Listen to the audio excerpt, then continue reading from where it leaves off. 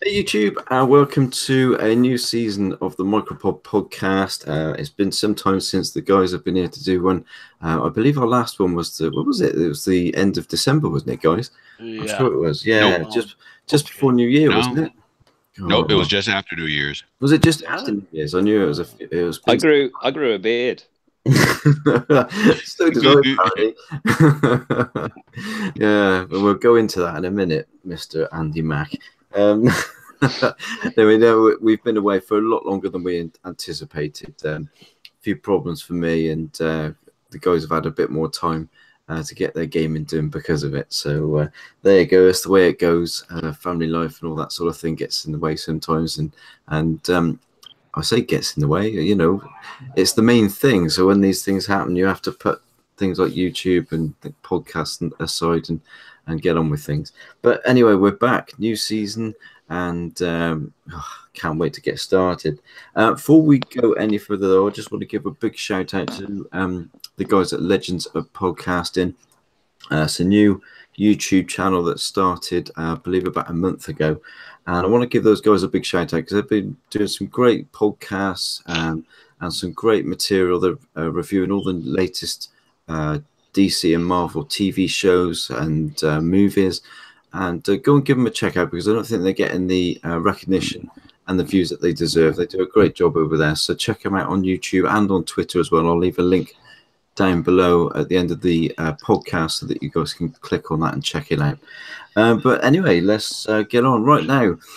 We are missing Hebot at the moment, and hopefully he will be joining us a little bit later. He's probably out on the road roaming around as usual. Yeah, on the road again. On the road again. Oh dear me. And hopefully he'll be with us later.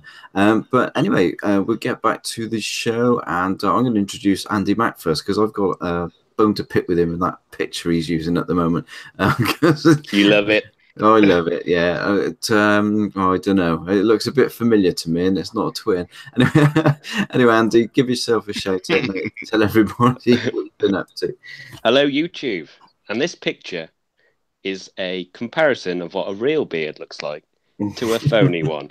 And as you can see, I got my headset on. The only thing fake on my face is 3D glasses.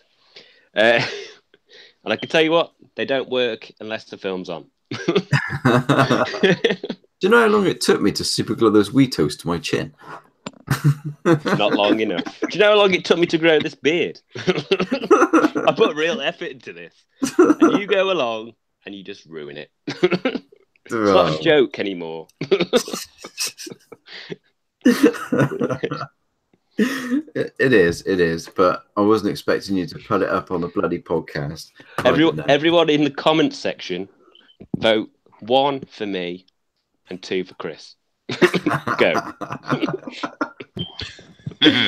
Oh my god. Anyway, it's great to have you back, Andy. It really is great to have you back. No problem. And over to you, Dale. How you doing, mate? Give yourself a shout out. Let the guys know where they can find you on Twitter, etc. And give yourself a big out. Well, I'm not got much of a presence these days. I mean, I'm on Twitter, which is Del Poi, but I mean, mostly you'll see me post about politics, and I'm sure that'll probably bore most of you. But yeah, I tend to switch off when it comes to politics. Yeah. It's a polarizing topic, yeah, but no, like just I've been okay, yeah. Just going through my backlog of games, like finishing off what I can, like before all the rest of them like start like dropping, which they have done. It's going to be a busy like rest of the month, and then next month, and I think the month after, and the month after that. Anyway, I could go on. But yeah, just a shout out to the DX Mansions as well. Everybody's like doing well. We've actually just passed our 700 members mark, so like that was a good milestone. Like, so everybody's having fun there, and yeah, just glad to be back. Like, and having a chat about games and whatnot. So yeah, it's been too long. We've missed it. It's been way too long. I know. Hang on, we're talking about games. Yeah, sorry, this is a gaming podcast. Oh, Sorry. We're not talking about beers. This isn't a beer competition. How many? Right, okay. How many Guinnesses have you had today? I know it's St. Patrick's Day, but come on, be honest. Look, I tell you what, I surprised myself today. Right, 80 minutes, give or take 5 to 10 minutes, about 4 pints. Is that it? Yeah, that's it. Wow, That's it. God, that's lightweight. That I'm sorry. Anyway, Yeah, but I walked home in the snow. It snowed on the way home. you may not be able to see it or hear it, but this is the world's smallest violin. It's playing just for you. Can you turn it up? Can you turn it up, please? Oh dear me. Anyway, moving on. Really pleased to have this guy as a permanent member.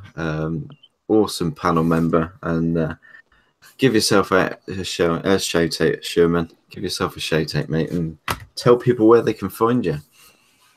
Howdy, everybody. Sherman here, aka Technofunk, aka the Shermanator. Actually, I'm usually not the one that introduces myself as Shermanator. That's your job, Chris. You're slacking off. I'm slacking off. I was going to call you Shermanator, but you're letting the side down. He also gave you a better, intro than both me and Andy. I'm quite shocked. Yeah, we're not turning up next week. We're not turning up. You don't need to. The next one's not to the 31st of March.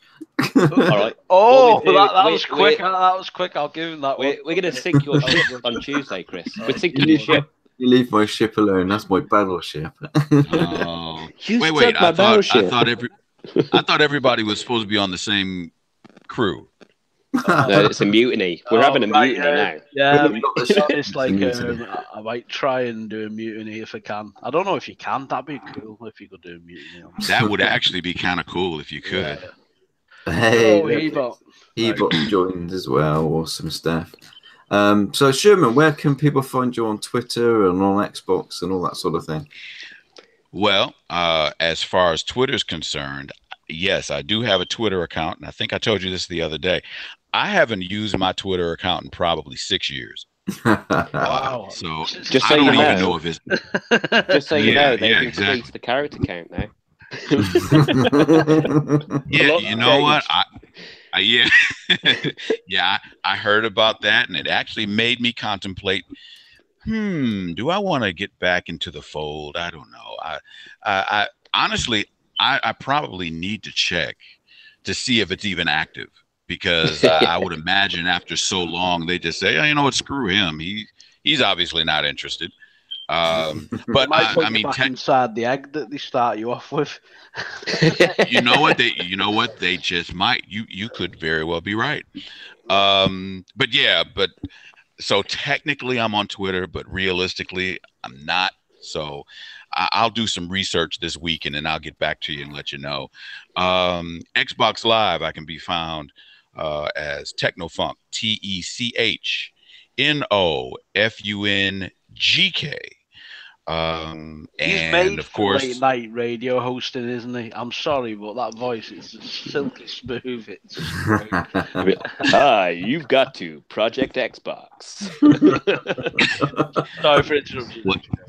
You know what? I will be more than happy to have you guys be my PR people, so that who knows, maybe Microsoft will reach out to me, and then we'll, I think I could do at least as good a job as whoever they've got doing that stuff that they do. Yeah, I could see you being like a voiceover guy for them, for like counting down like the week's like news and stuff like that. Yeah, it was a bit of a. You know what? That's a good idea. What were you going to say? Well, no, Micro? I was just going to say, I just really fell on my feet. I really fell on my feet when I invited Sherman in to do this. I mean, I hadn't even heard him before. I've never heard his voice. I mean, he could have come on and had a real squeaky, squawky voice that would have been irritating for 2 hours. And then he spoke for the first time in the first podcast, and I thought, oh my God, I've hit liquid gold with this guy. You should do the voiceover. Before the podcast started, by the way, everybody in the audience, like Microsoft sort of worried us a little bit, like he's coming on to like Sherman, so you know what I mean? He's lucky, like, well, actually, I was going to say he's lucky he's a couple of squares apart from him, but you're actually next to each other, like in the queue. Oh, God. Right, we'll try and fetch him. I want him to wait for Turtle Beach, so every time I turn my headset on, it goes, headset on. You know what? That's actually a pretty good idea. Headset on. I will take royalties for that, by the way, Sharon. It's my idea. No problem. No problem. Thank you, mate. I believe in sharing the wealth. Not a problem. Not a problem at all. Oh dear. Anyway, moving on. God, we're never going to get started at this point. We're too busy doing it. We haven't even introduced Hebot yet, and we know that's going to take half an hour. well, Chris, that's what happens, and I'm not pointing blame, but that's what happens when we go so long without being able to interact with each other. Well, at least that's the problem. we haven't been able to talk for months. Yeah, it's all your fault. My microphone and my PC had dust on it. You must live in Arizona then. Oh God, no. I'd probably prefer Arizona, to be honest, but there you go. Anyway, a little late joining us, but here during the intros, as always, Hebot, are you there, mate? Vaya, señoras y señores, we are back. Hello, my fellow compatriots from the UK. Is anyone else there? Yes. What? I'm here. I'm here. Just listening to my wonderful panel member, Luto Vandross himself, the Shermanator, with his wonderful voice. And we have Bearding, which I see he's suffering from double jeopardy or some type of double identity crisis. I love his new pick. And of course, Depoy with his wonderful Punisher. Season 2 this year, hopefully, or the beginning of next season 2 is coming. They definitely confirmed it. Can't wait. Woo! Absolutely, my brother, absolutely. And then, of course, I'm so glad to see my one and only ultimate friend of all times, because without him, I would not be able to have the privilege to be here among some great gentlemen and wonderful people. MicroPod of X himself, and I'm so glad things have worked out for you. Whether it took long or not is irrelevant. It's just important that your things are getting back into place, is what I can say without saying too much or getting out of place. Here. But it's wonderful. But it's wonderful to be here. Yes, sir. Let's hype. Can we just introduce Shermanator again? I've just got absolutely. Hang on.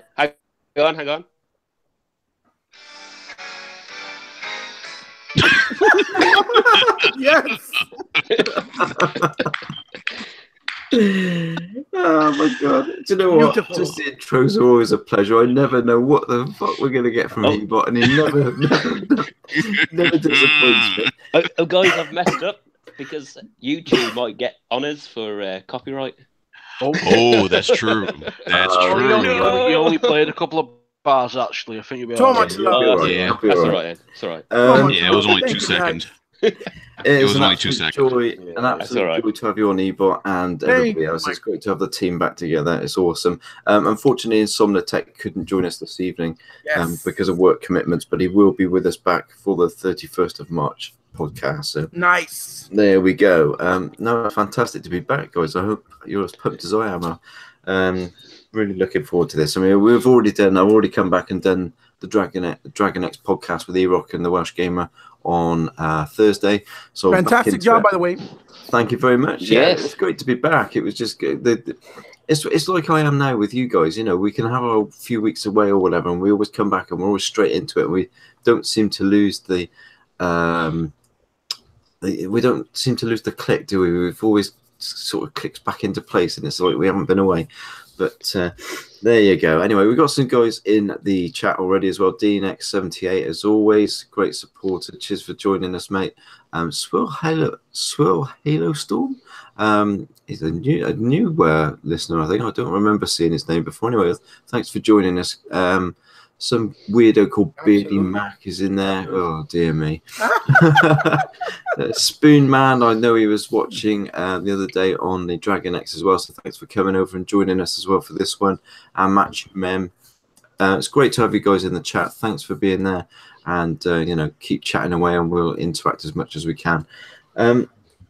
So, guys, new season. What have you been up to? So, what have you been playing? I'll start with Hebot on this one. What have you been playing, mate, whilst you've been away? Well, I've been doing a lot of soul searching with my playing, So I've been doing a lot of retro stuff or going back on the back catalog. Honestly, it's just I have so many games that I haven't been able to touch that now having the ability with this backwards compatibility, which is a great fan service, and I can't stress it enough every time we talk about it, that it's just great to go back to actually play these titles in their entirety, sometimes for the first time, and finish them at a better quality because, obviously they're giving us wonderful little touches, or in some cases, fantastic touches, as the Xbox One enhanced Xbox 360 titles. So I just did a whole review on my channel for Forza Horizon 1. Finished it, played through it. It took me about 4 or 5 days. I couldn't let it go. It was absolutely incredible. I understand why and how good of a job they did, and why Forza 2 and Forza 3 didn't even fall short. They just expanded on what they started with the formula and took it to another level, basically, which I just hope it continues, because I know it gets difficult to try to outdo yourself as you make more and more of these titles. And it's difficult because racing is, at this point, just an exhausted genre that is hard to reimagine and reinvigorate with, especially old school gamers like ourselves, that we've been doing this for quite some time. I did a wonderful little review on Marlow Briggs, which I never got to finish, but it was hard because when I played Forza, the Xbox One enhanced textures and even the super sampling on my regular 1080p, and then you play Marlow Briggs, oh my God, you want every game that's 360 to be Xbox One enhanced. That's just the truth. I can't do it. I can't. I beat Shadows of the Colossus. Wonderful journey because I never finished it, but, pretty much what I expected. Good game, but not fantastic or the end-all be-all, the 9.7 that everybody tried to give it, because I think that's just the mantra that we have with this generation, that everything Sony, it could be just basically going to the bathroom to use and do the business, and everything is a 9.7. You know what I mean? So, I finished, and forgive me for being so long-winded. I've just been able to catch up with so many things. I was able to pick up PUBG for my Rugrats so they can kill each other 100 more times on screen via the internet. I just picked up. I was able to pick up Rad Rogers, another wonderful indie game. Another wonderful indie game that felt very Remedy, called Past Cure. That I picked up on trade-ins, a lot of it on trade-ins. The Devil May Cry HD, I traded in the original and got it pretty much dirt cheap with my, GameStop rewards. I got that, and I was able to finish. Oh, I finished Crackdown. Never played it. First time, part 1. Yeah, damn, what a fun game. It's addictive. Yeah, it is. Holy crap, was it addictive? I didn't think it was that addictive. And shout outs to Master Chief on Xbox Live. He was nice enough to play with me. I got to actually help him finish his save as well. But I couldn't stop. I couldn't let it go. I beat it. Also, I finished it. It was wonderful. It was a lot of fun. Now I'm really pumped to see how it's going to be and feel like with the 4-player co-op come Crackdown 3. And I can only imagine if you could do that cloud computing, and you could just maybe punch a actual hole into a building and the whole building comes down. That would be dope on another level and another scale. So here's crossing our fingers that everything plans through and that Microsoft proves everybody wrong, because they still like to joke around about it. Let's see.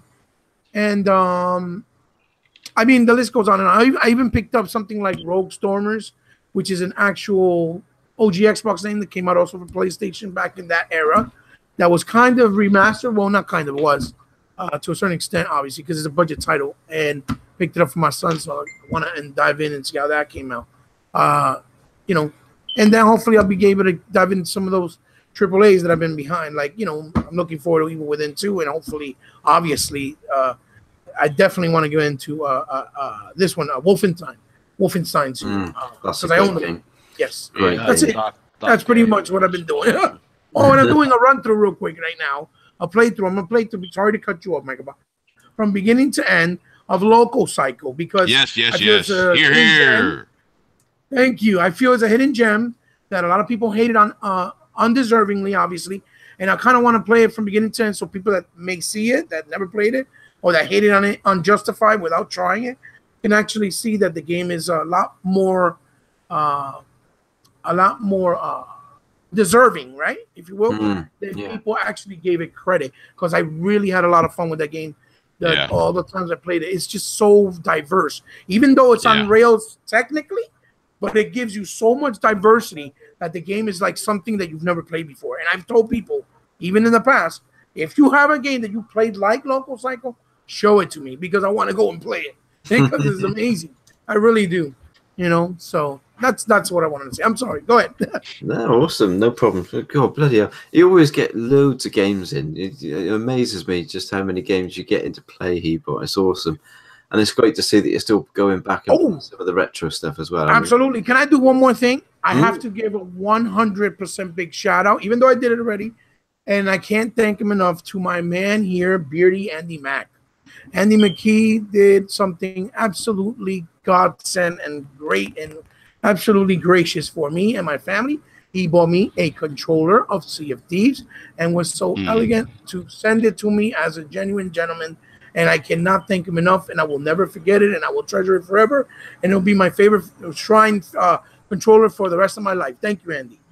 Has he got like the sound effects around it going? Da. Closing a dad, though. That sounds good. I do want that control as well. I'm thinking of picking that up. They actually said the other day that they've actually sold out in the US, apparently. Wow. I haven't been able to find it. Absolutely. That's For fantastic. lifesaver. It's the one thing I have noticed about this community, certainly the Xbox community and the group that I have been dealing with for the last 2 or 3 years, and that's they are so I don't know, they're just amazing. They all support each other. We all support each other, and they all help each other out. And the generosity of the Xbox community is just incredible. And you know, when I hear things like controllers going to Hebot and things like that, it's just awesome. So good on Yandy. It's awesome stuff. Right, Sherman, what you've been playing, mate? What have you been playing? Well, kind of just slightly, at least conceptually speaking, my activities game-wise somewhat mirror Hebot's, somewhat. As you may remember, that I mentioned the last show, I decided once my wife got me the Xbox One X, I just figured that I would go ahead, and even though I've got a lot of 4K enhanced games, I just figured that, you know, because Microsoft made such a huge deal when they first announced it about, oh, okay, well, you know what? It's not just going to be games that are strictly programmed to take specific advantage of the X. All of your titles that you already own in some way, shape, or form, they're going to be made better by just off of the advanced hardware. So I just figured, again, just as a quick recap, I just wanted to see if the hype was real. So I've just been going down my list, especially since everything's in alphabetical order. I started from the A's, and I'm working on my way all the way to the Z's. And so so far, for the most part, the hype is real, and all the games, for sure. And the games that they said would be somewhat enhanced, it turns out that they were not lying. So since our last show, I've been playing. Let's see, what was the last one? No, well, the last one I did was Killer Instinct. That was the one that I played this past week, and I forgot, to be truthful. I actually kind of cheated from my own rule. because I said I wasn't going to mess with any games that were specifically Xbox One X enhanced. And so I just, for whatever reason, I was going down my list and I saw Killer Instinct and I said, you know what, let me just go ahead and see. Because I mean, it'd been over a year since I played the thing. And first of all, it updated quicker. So that was the, needless to say, a good thing, because Killer Instinct, depending on how long you go between playing it, when it does its updates, it can take a while. But it updated rather quickly, so that was impressive. But then when it fired up, I mean, yeah, and on my 4K TV, I noticed the colors, everything, the colors popped. The intro was, for whatever reason, it was just a little bit more impressive than it already was. Now, initially, I chalked it up to just me wanting it to be better. So I'm thinking like, okay, I'm psyching myself out. Yeah, it's probably not going to be all that. I'm setting myself up for disappointment. So I just figured that I would, instead of choosing who I would normally pick, I figured I would pick somebody that I, had never messed with before, and who technically is one of the harder characters to manipulate and master. So I decided I was going to go with TJ Combo. So now again, keep in mind, I haven't played the game since the Xbox One X came out. This is the first time I fired it up. And 5 minutes in, I literally had to pause the game. It was just phenomenal. Now, keep in mind, of all the gaming genres, fighting games are probably my least favorite. And the reason why I say that is because, for the most part, if you've played one fighting game, you've played them all. I mean, some have different little quirks to them that make them stand out more so than another. Like, okay, Street Fighter 87, might be the same as Street Fighter 2. Now, your fighting game devotees would definitely argue the point with me, but for me, fighting games are kind of like a dime a dozen. I got Killer Instinct #1 because my friends, they like it, and they like, oh yeah, come on, Sherm, yeah, let's play online. And I gave in to peer pressure, and then also I gave in to peer pressure, and then my my grandkids, they like it. So sometimes they'll come over and they want to play. Okay, that's cool.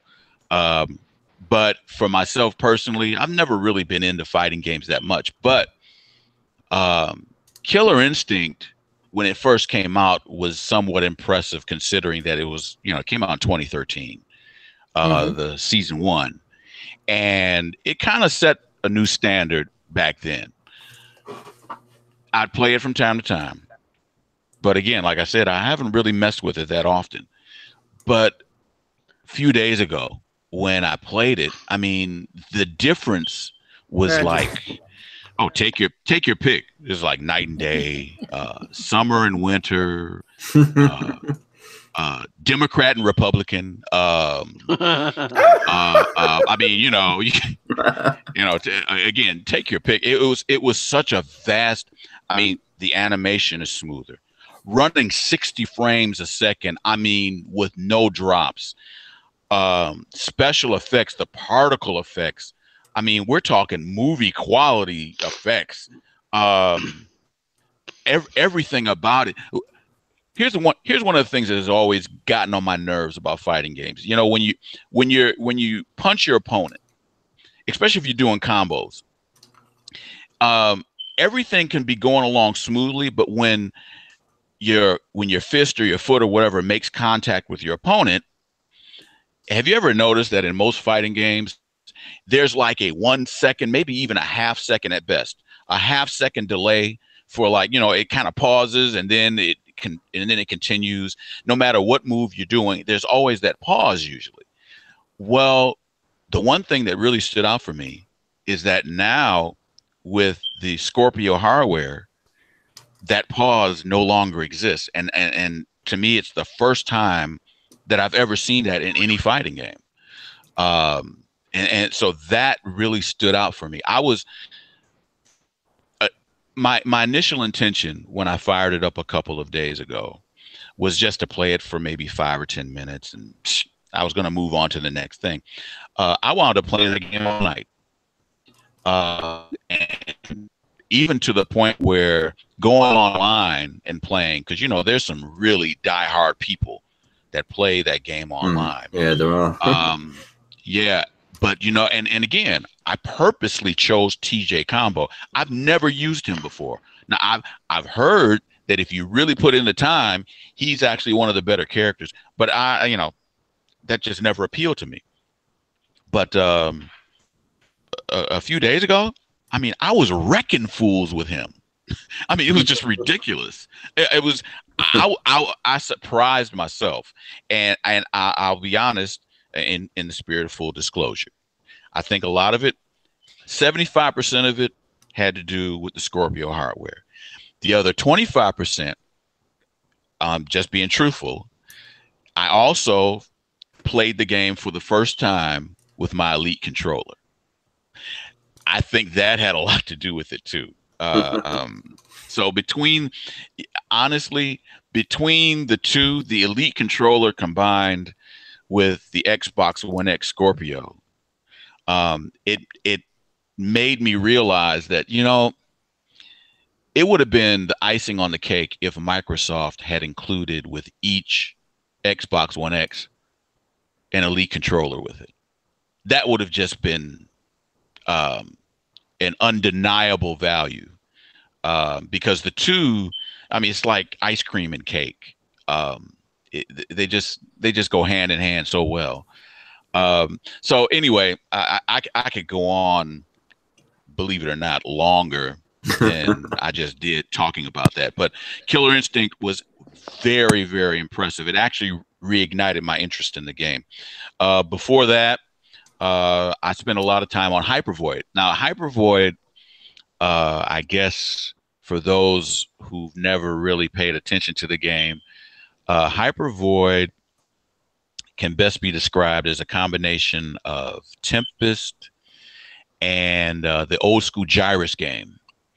It's a perfect mashup between the two.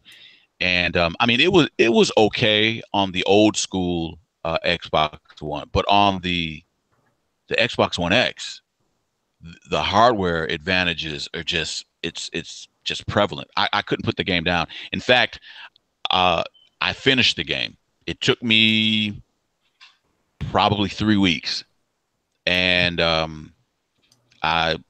it was 29 levels. The levels are extremely long, each one, and I managed to finish the game, and it was thoroughly enjoyable. Thoroughly, I highly recommend anybody that's a shoot 'em up, a 3D shoot 'em up fan, especially your old folks that are really into the old school Tempest. From Atari, Tempest 2000, then definitely give Hypervoid a shot. You won't be disappointed, especially if you've got an Xbox One X. Now, so there was that one, and then before that, I was playing. I played Ironcast. That was pretty good. Better resolution, loads faster. Better stereo effects too, that weren't there before. Let's see, and before that, I played. I'm trying to remember. Hypervoid, Killer Instinct. I'm leaving something out, and I'm drawing a blank right now. So I should probably stop trying to remember, and then that way it'll come to me on its own. But with that being said, that's mainly, between when I've been able to sneak in some gameplay time. Those are the main ones that I've been messing with. The new stuff that's coming, though, again, I said I was gonna just try my best to stay away from the new stuff for a while, but I think that's just going to be an exercise in futility because definitely looking forward to Sea of Thieves, looking forward to a State of Decay. I can't wait for that. Looking forward to I just got to put this plug in. I mentioned it a couple of days ago. I posted it on Project Xbox about the game, the new games list, the independent games that came out, the list of games that are coming out this year through the ID at Xbox program. Yeah. Right. Yeah. And I purposely held myself back from expressing my full excitement, but I said I was going to hold it back for the show. So I just got to get this out here while it's freshly on my mind. Part of that list, I don't know if you guys read it, but part of the list, the sequel to arguably, my own personal opinion, one of the greatest games that was ever released in the Xbox 360's lifespan. Drum roll, please. Sorry. No. There you go. I appreciate that. No. One Finger Death Punch. Oh, right. I remember that. Yeah. You were thinking State of Decay, weren't you, Steve? No. I actually remember that game. No way, so they're doing a second one. Yes. One Finger Death Punch 2 is coming out this year. Is it called? Now, is it called Two Finger Death Punch? Oh God! Two Finger Salute Death Punch. You know what I mean? God's sake! Oh, that's exciting news. Actually, I didn't even know that. Right? Yes. That, you know what, that game, the inclusion of that game. I mean, the entire list is actually pretty impressive, but the inclusion of that game made me, that single-handedly motivated me to post that on Project Xbox. Of all the games that I played on the 360, that one is probably in my top 5. Yeah. One Finger Death Punch was so simplistic, but the gameplay was so deep. Anybody that has never experienced One Finger Death Punch, go look it up. I don't even know if it's even still available. I mean, I still have it in my videos in my library, on YouTube and that. I think gameplay if someone's not got it, but yeah. That one. I can't believe it's Dale, you can back me up on this. Yeah. I mean, when that game, I can't even remember when it came out, but like, it's sort of like a cult one, really. Like, it's like a bit of a sleeper hit, like, because a lot of people started talking about it, and everybody started getting it. It's like, it's just quite simplistic. Well, it won. Well, you know, the year that it came out, it actually won the best independent game for that year. I want to say it was 2010, maybe 2011. Might have been. But it won, and there was a serious lineup of indie games that year, and it won the coveted indie game of the year. I mean, across all platforms. That's how good this game was. The game was phenomenal, and I have been. It's interesting how it works. I have been wondering if that game was ever going to be made backwards compatible. Yeah.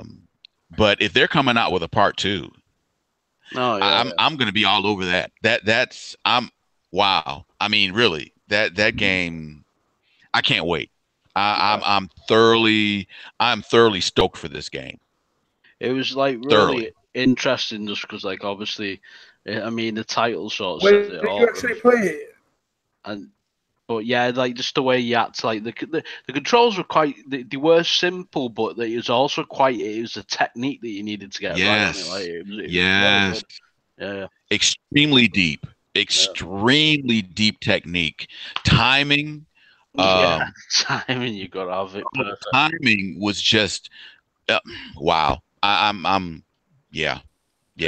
I think you can still get that on Android. I think you can get it on Android phones. Yeah, I think you can. Can you really?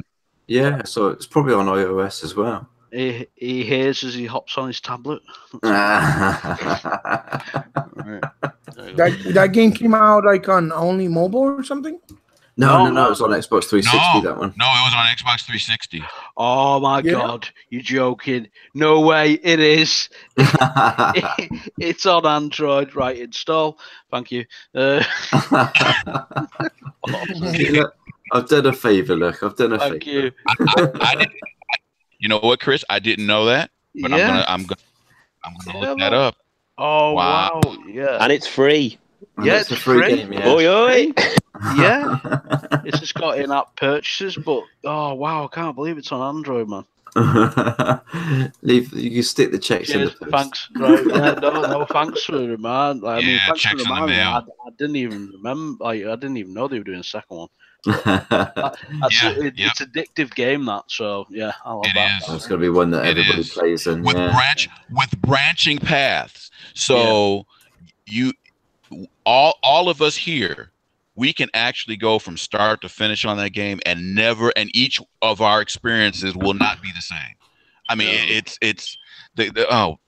that game is phenomenal. And part 2, especially.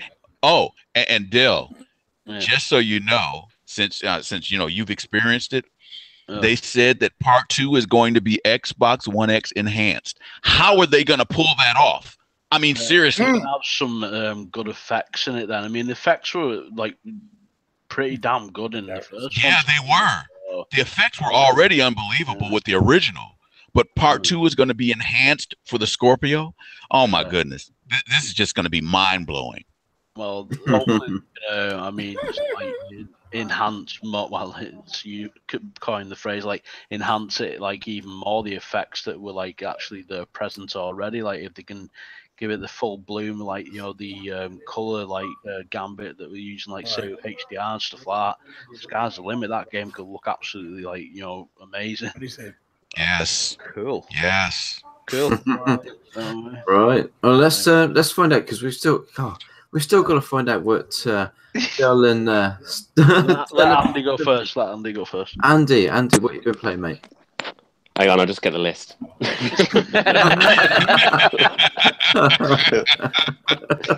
Right.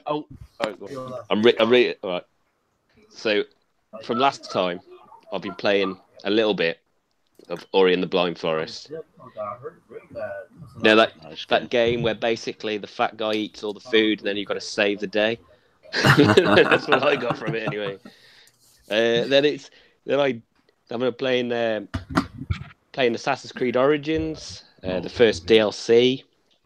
Thoroughly enjoy that. I've actually finished off the story for Unity, and then I just uninstalled it. I was like, that's done. Right, go. Shadow of War DLC, where you play as the woman with the 2 blades, which actually makes it a hell of a lot harder than it did with Talion. Sorry? No, sorry. I wasn't talking to Andy. Go on. All right, okay. I haven't finished it. Shush. I actually last week I finished the campaign for the Call of Duty World War II. That was good. It wasn't bad, but then I went on the multiplayer and I thought, how on earth can I have these perks on my weapon when they weren't in the campaign? And then I realised you wouldn't have extra. It's COD, yeah. You wouldn't, it's World War II. Yeah, and all that jazz. I played some Forza 7 recently. Gone back to Horizon 3 after the patch, and that blew me away. I thought that was fantastic. Great update with Xbox One enhancements. Yeah. I've leveled up my character Jeff on Dragon Ball Xenoverse 2. True story. Jeff, that's awesome. And I've gone back to the Division game, and I've actually really enjoying that. 5 hours long. Oh, he bugging. The Division game I've gone back to. They've added so much more stuff into that game. It took me about an hour to get back to the flow of how to play it after dying about 600 times. But that's a different story. And recently, I've had a cheeky game of Jenga.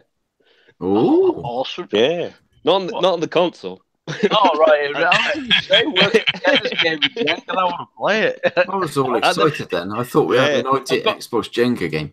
I know. Yeah, I've got Monopoly in that. You know what I mean? I I've played got it. Monopoly in battleships, but like I want Jenga. Yeah, I'll definitely play that. I played it at the pub of all places. Oh, was it giant Jenga? No, it was normal Jenga. Oh. But you know, it's pub Jenga when their parts are missing.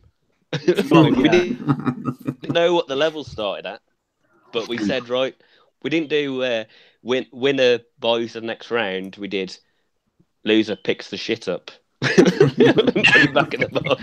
Sounds like a reasonable thing, to be honest. Yeah. The loser gets the sick off the wooden chunks. Oh, And I've had a little bit of a dabble of surviving Mars, and hopefully after tonight I'll actually learn how to play the game. I'll come on and help you. Yeah. Cheers, Steve. Thank you. And that's about it. Yeah, well, there you go. What about you, Dale? What have you been playing? Finished off quite a bit of my backlog. Obviously, there's games that just piled up. Finished Assassin's Creed, and people, I know you're judging me, but like I'm really bad at my backlog.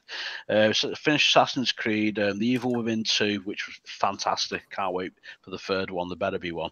Wolfenstein 2 again. Wow, that game is nuts. It's awesome. It's awesome. Nice. It really is awesome. The story. I mean, the first one, the story was brilliant. The second one, it's absolute backdroppings. I can't really say the thingy just in case you get tagged. I think I've also been playing a lot of I've been playing PUBG and Fortnite, both for different reasons. I know everybody's split on this. You've got a serious addiction with Fortnite, mate. You want to stop that?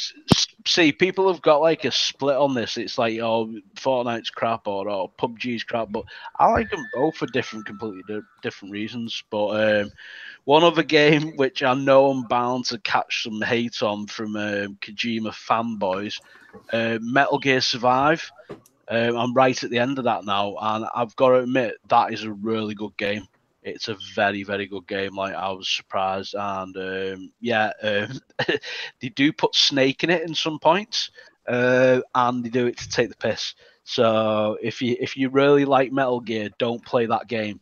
It's only Metal Gear by name alone, but the rest of it, the survival elements, the crafting, everything, it's top notch. I mean, I put in about 40 hours on that game, just playing a single player.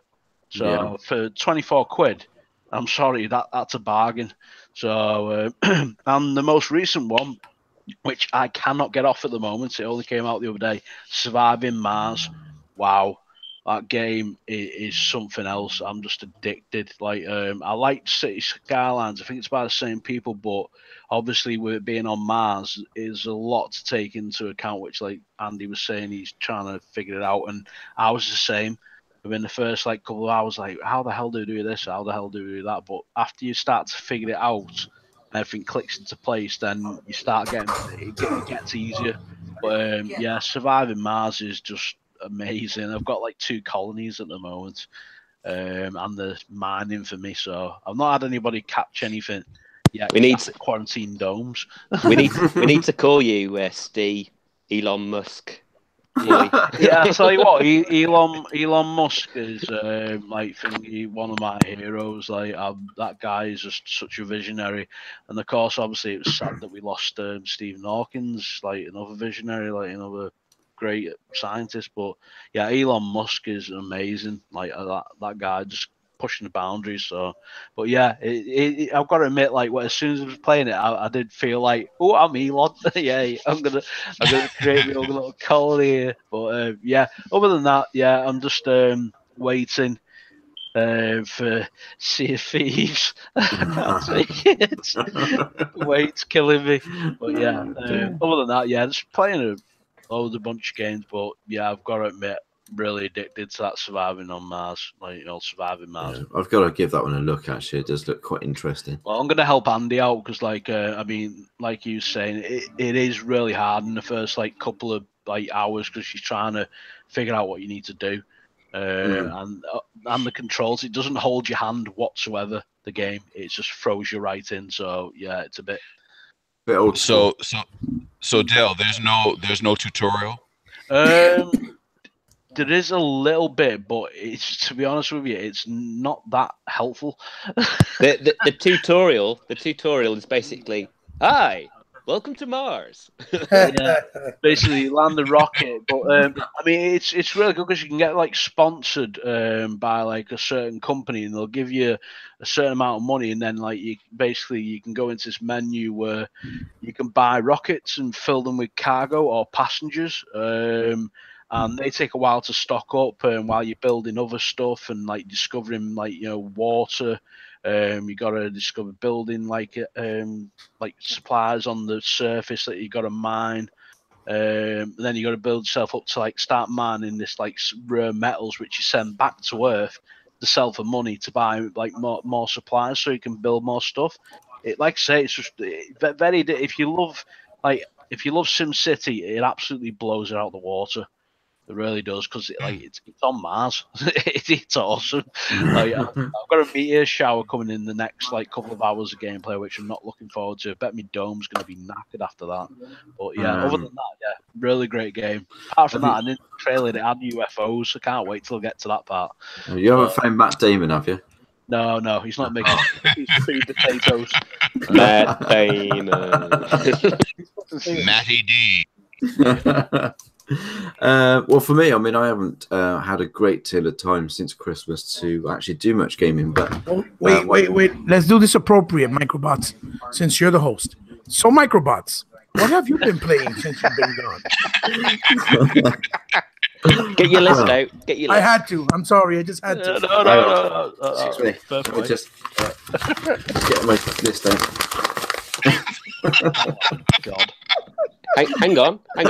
Can we get Sherman to say it? Hang on a minute, Sherman. I'll just do your intro.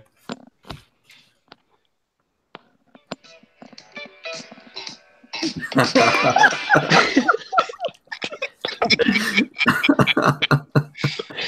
now move on to MicroPod. Oh, that's silky smooth. Silky smooth, liquid gold.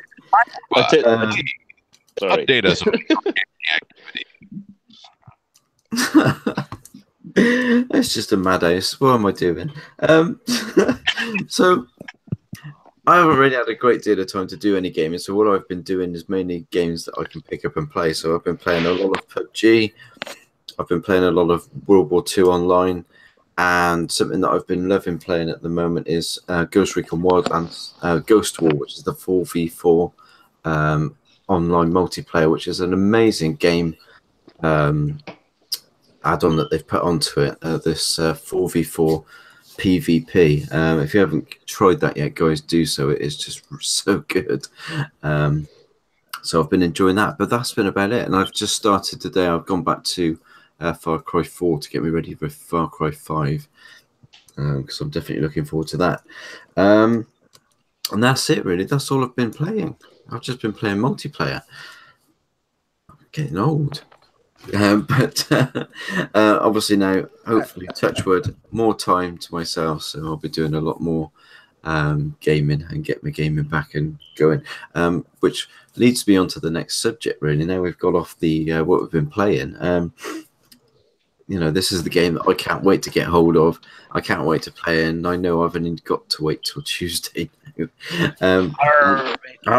hates it. Me and Andy Maccabee having more excuses to get in our rum out. Sea of Thieves, the game that we've been waiting for Rare to make for us since Microsoft bought Rare. We've been waiting for a game like this, and we've had all the Kinect stuff that they were doing, and everybody was saying to stop doing the Kinect stuff and do what you do best, and they have done what they do best with Sea of Thieves. It's such an amazing game. I mean, I was involved in the alpha, I was involved in the beta. I made a point of not playing it too much, because I didn't want to play it too much before the whole game. I didn't want to spoil it too much for when the game came out. So I just wanted to get an idea of what I was doing and what the feel of the game was going to be like. And it sucked when you lost all your gold. That's really earn it. Yeah, I mean, I can't wait for Tuesday, and I know many of you. I mean, you guys. I mean, what's your thoughts on Sea of Thieves? I know that E-Rock is really excited for this one. I've got a very simple thing for it. Like for anybody that's like listening or in the chat, this is the game that you don't know you need. Yeah, that's the best way to describe it. I heard someone else describe it, and it was perfectly described. It was on another YouTube channel. I wish I could give the guy props for what he said, but he said they've took it back to how it used to be, and basically it doesn't hold you, and it lets you make your own adventure. It's just like, here's this big fun world we've made. Go have fun in it. Yeah, you know what I mean. Somebody asked me about it the other day, and I said you're either going to love it or hate it. But the best way I could describe it was, I think it's almost the new Minecraft, because they've just given you the canvas to go ahead and do whatever you want to do in that game as a pirate, and they've just said, look, just go and do your thing. And I can imagine people sitting down and playing that game for months and months and months, sitting in there in pirate outfits, getting pissed on them every night. I'm considering buying like the Jack Sparrow hat, like off Amazon, and an eye patch, and getting a camera to when to stream it. To be honest, that's how much I want to put the game across, because like that's what I feel like. Who doesn't want to be a pirate? You know what I mean? I've only got rid of those Jamaican hats. Pirates from the Caribbean for me. I've already got my pirate name, but you can't name your pirate in the game, which I thought was a bit of a pain. I wanted to. It's just your game tag comes up, but like I'm going to be like Long John. Long John Redbeard. It was like my middle name's John. I've got a red beard, so you know. I mean, what has anybody else picked out the pirate names? Come on, someone's got to have the same thought as me. The same thought process. No, nobody. Nobody. Come on, yours would be like Hobo McBeardy. That's racist. That's racist. That's beardist. That is beardist. Hey, I'm ginger. I get ginger jokes all the time, so you know what I mean. No, I mean I'm really looking forward to it. I mean, Hebot, are you getting this? I'm assuming you are, mate. Honestly, I'm in between a brick wall and a stone, right? Because I have a love-hate relationship with the game at this point. Why I say that? And yes, I'm trying to speak more civil, and I'm so proud to be able to speak to my PC, and unlike playing with my phone, because I always sound like shut. But that's okay. To give this awesome show a better, higher production value, and not be the shame of the show. So yeah. The reason why I say that is because you guys probably already heard multiple times that follow me and know me personally, like in the case of you gentlemen. I've been very vocal. I don't really like multiplayer. Let's try to measure size type of gameplay. Okay, for lack of a better term. I do enjoy it when it's among friends, when you're having a good time. If it's just all in fun, but to try to have bragging rights, it really doesn't matter to me. I think it's pointless. I think it's juvenile, which is okay to be that way sometimes at our age, because we're getting older, not younger. So it's good to feel young. You know, it's good to stay feeling young, but you know what I'm trying to say for the most part, or at least I hope you guys do, because you guys are of a higher echelon with a better, higher intellect. So, but when I saw Sea of Thieves and I saw my daughter playing it, I have to say, I could immediately understand, as honest as I can possibly tell you guys, that it looks like it's going to be loads of fun. Yeah. For the simple mere fact that I can see how you get with your friends, one, sails the ship, one puts up the sails, one boards up the ship when it's damaged, one takes out the water so the ship won't, sink, obviously. One loads up the cannons, one shoots out of a cannon, one goes looking for treasures, one can cover and try to solve the riddles to get the treasures. One can just combat or distract and flank the other shipmates that may come try and steal your stuff that you already have to distract them.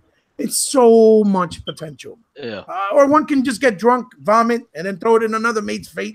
I'm still not being able to work out to do that yet. It's not fair. I'm doing that to E-Rock. Everybody's done that to me, and I don't know how to do it. It's really annoying me.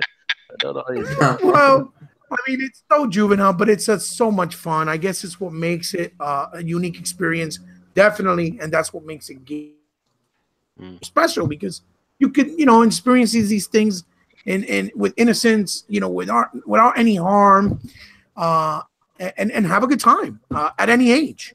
This is a game that basically anybody can play, whether you're a young teenager, child, maybe even an older person that can appreciate the pirate life and just have a good Sunday afternoon with some coffee or some tea and just have a good time.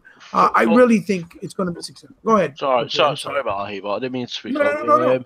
I was going to call back to the point where you said about people playing and you're playing with your kids, because one of my friends Tarkin, who both I think Chris and Chris definitely knows Tarkin, and I think Andy might know him. His son came online with us. It was me, Tarkin, his son, and Sean, one of our angry Irish friends, and we had a ton of fun. And he was just enjoying the hell out of it. He really enjoyed the game, and he was good at it. Right. He just because he was getting involved with everything to do with the game. So yeah, I can see it being a broad spectrum. I think it can be a family game, or it can just be a competitive game, or I played it solo, in solo ships, and I can still do the quests and stuff. So I think it's pretty much open ball. So yeah, but I understand where you're coming from,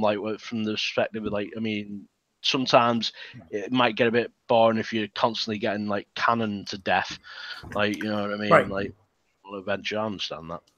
But I think you said it that's perfect as you can possibly say it, Depoy.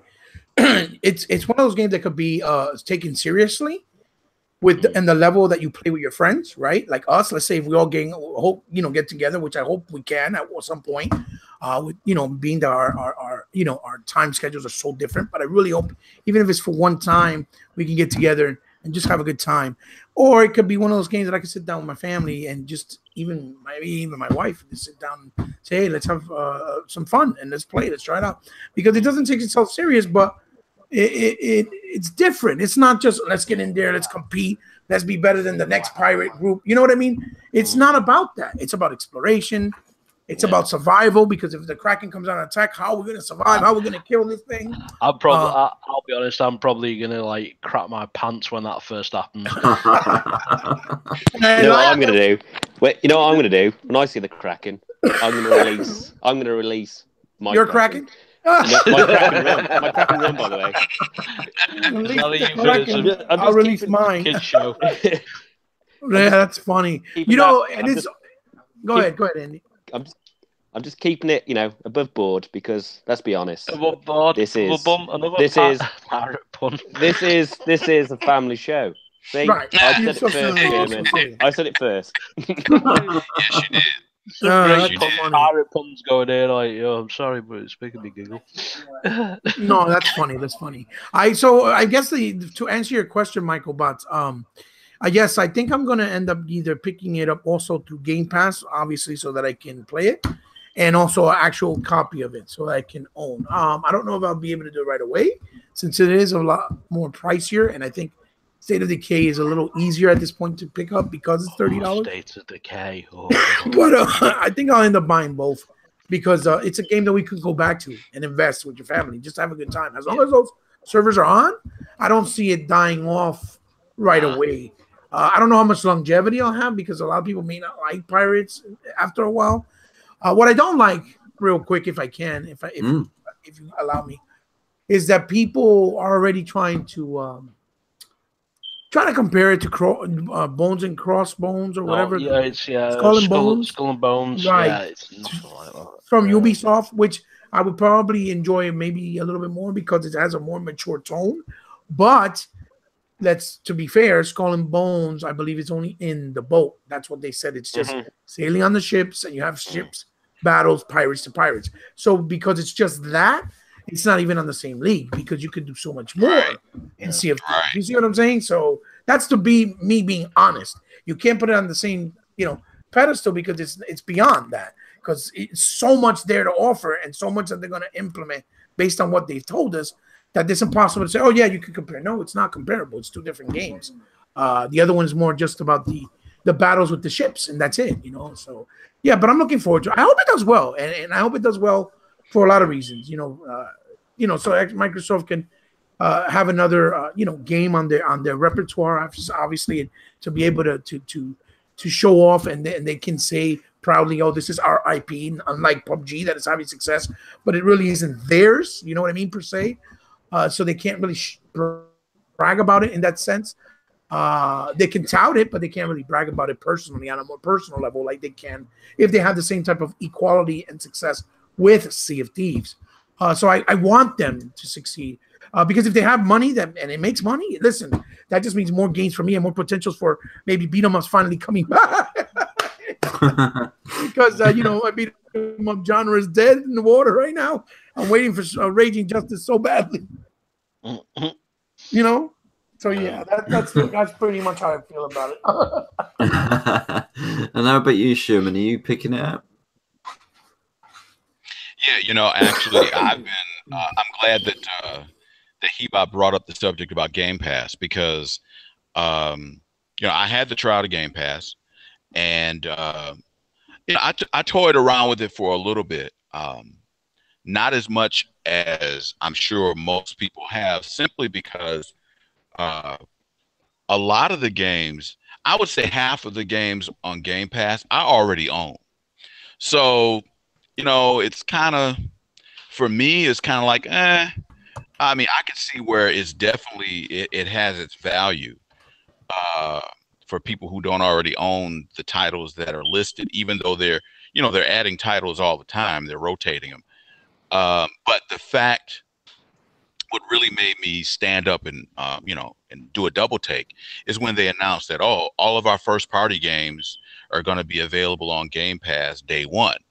So it really made me rethink the whole notion because if I go with it, then all right, that means I'm going to have Sea of Thieves right away. I'm going to have State of Decay right away. I'm going to have Crackdown right away. I'm going to, and then whatever other first party game gets announced, because I just got this funny feeling this year at E3, Phil's going to make some huge announcements, to silence the critics, so to speak, when it comes to first party stuff. So a lot of, basically, with all the first parties being immediately available for Game Pass as part of your monthly subscription, that in and of itself, it'll pay for itself. So I'm toying with the notion of either buying it outright or just getting Game Pass and then just getting it like that. Either way, whichever direction I decide to go with, yeah, I definitely plan on getting the game, and I purposely avoided taking part in the beta for Sea of Thieves. I did that on purpose, simply because I wanted to be surprised when I play the game for the first time. Even though I know the beta is, it never shows you the full game in its entirety, but still, I just want a game that has been in development as long as Sea of Thieves has, and for everything that I've been reading on it, I just really want to go in. I want to get thrown into the pirate life as a total and complete newbie. I really do. I want to be able to just like hop aboard a ship, be made part of a crew, and Micro, when you first put together the Project Xbox Sea of Thieves page on Xbox Live, I think I might have been the third person to join it. Yeah. And so I just figured, you know what? When I get this game, and if you're still gonna, be the captain aboard your ship, I plan on, like, joining your crew. And I don't expect any special treatment. I'm gonna I'm gonna be in. I guess I'll be an ensign or whatever.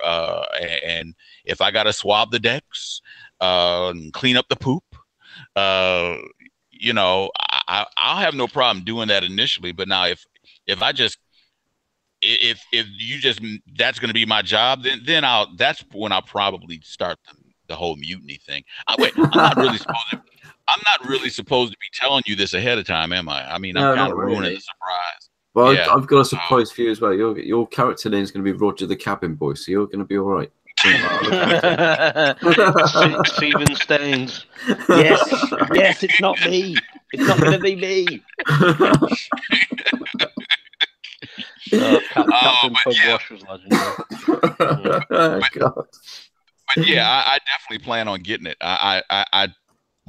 And honestly, every beta that they've done, I mean, there were actually betas that I did sign up for, and then when they would make them available, I would purposely say, nope, I'm not going to do it. I mean, I wanted to, but I really want to I want to experience the entire game, the finished version of the game, without knowing anything about it firsthand, outside of everything that I've read and the videos that I've watched, which are hilarious, by the way. I've thoroughly enjoyed it. I got to give Rare their props, because I think every major game that gets developed should follow the formula that Rare has put out there, as far as how they've involved the community, the gaming community, and their YouTube channel, where they've actually given us a glimpse of every major milestone in the development process, and how you can tell that they had a ball creating this game, and that they've really involved us gamers in the entire process. To the point where, I mean, I'm sure they're going to have some TV ads, but if you think about it, the way they've gone about it thus far, they've already indirectly, they've been advertising the game for well over a year, through the channels that they've utilized. So, it's really kept my interest really peaked. So, yes, I plan on getting the game, and I don't have a problem being your cabin boy, as long as it's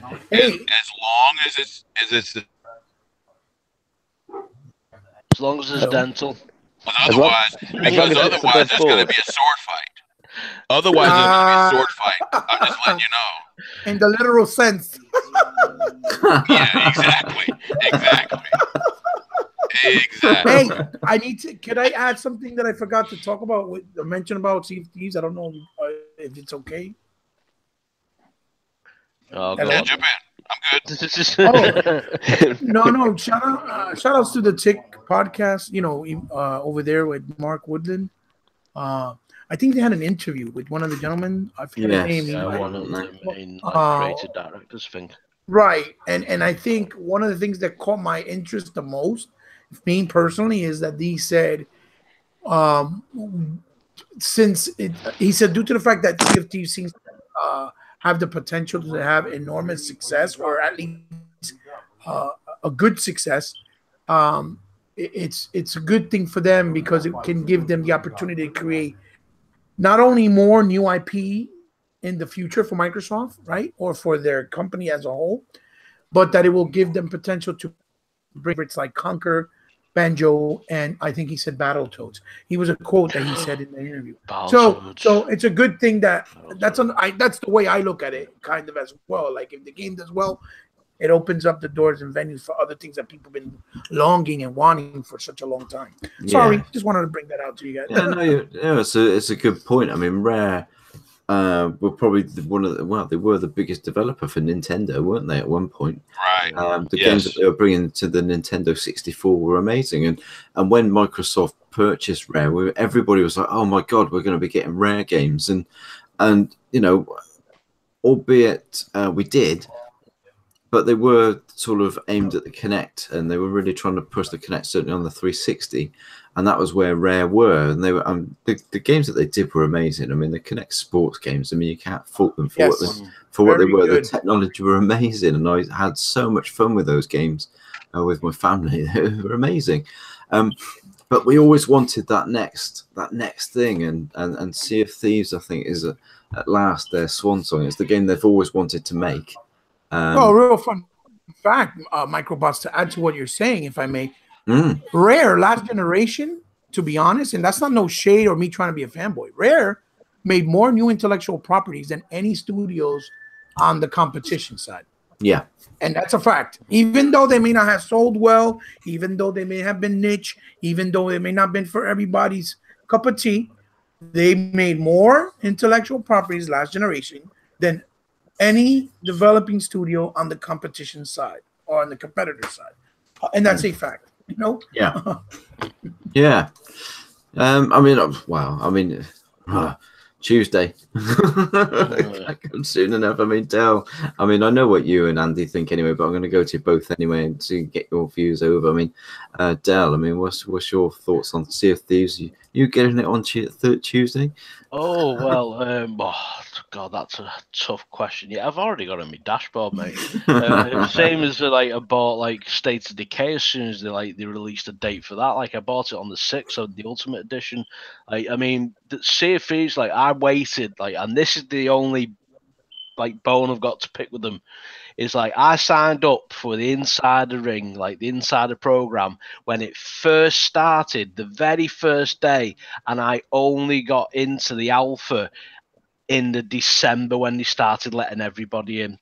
That's my one bone of contention I have to pick. They made me wait years to get into that fucking thing. Right? I've got a violin for you.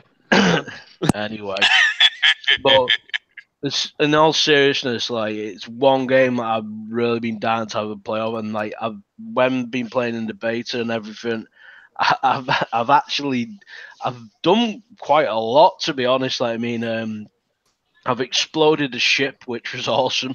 There was a ship that was following us, and I jumped off the back into the sea with an explosive barrel and like swam towards them as they were following us, and then let go of it and shot it and sank like the whole entire ship.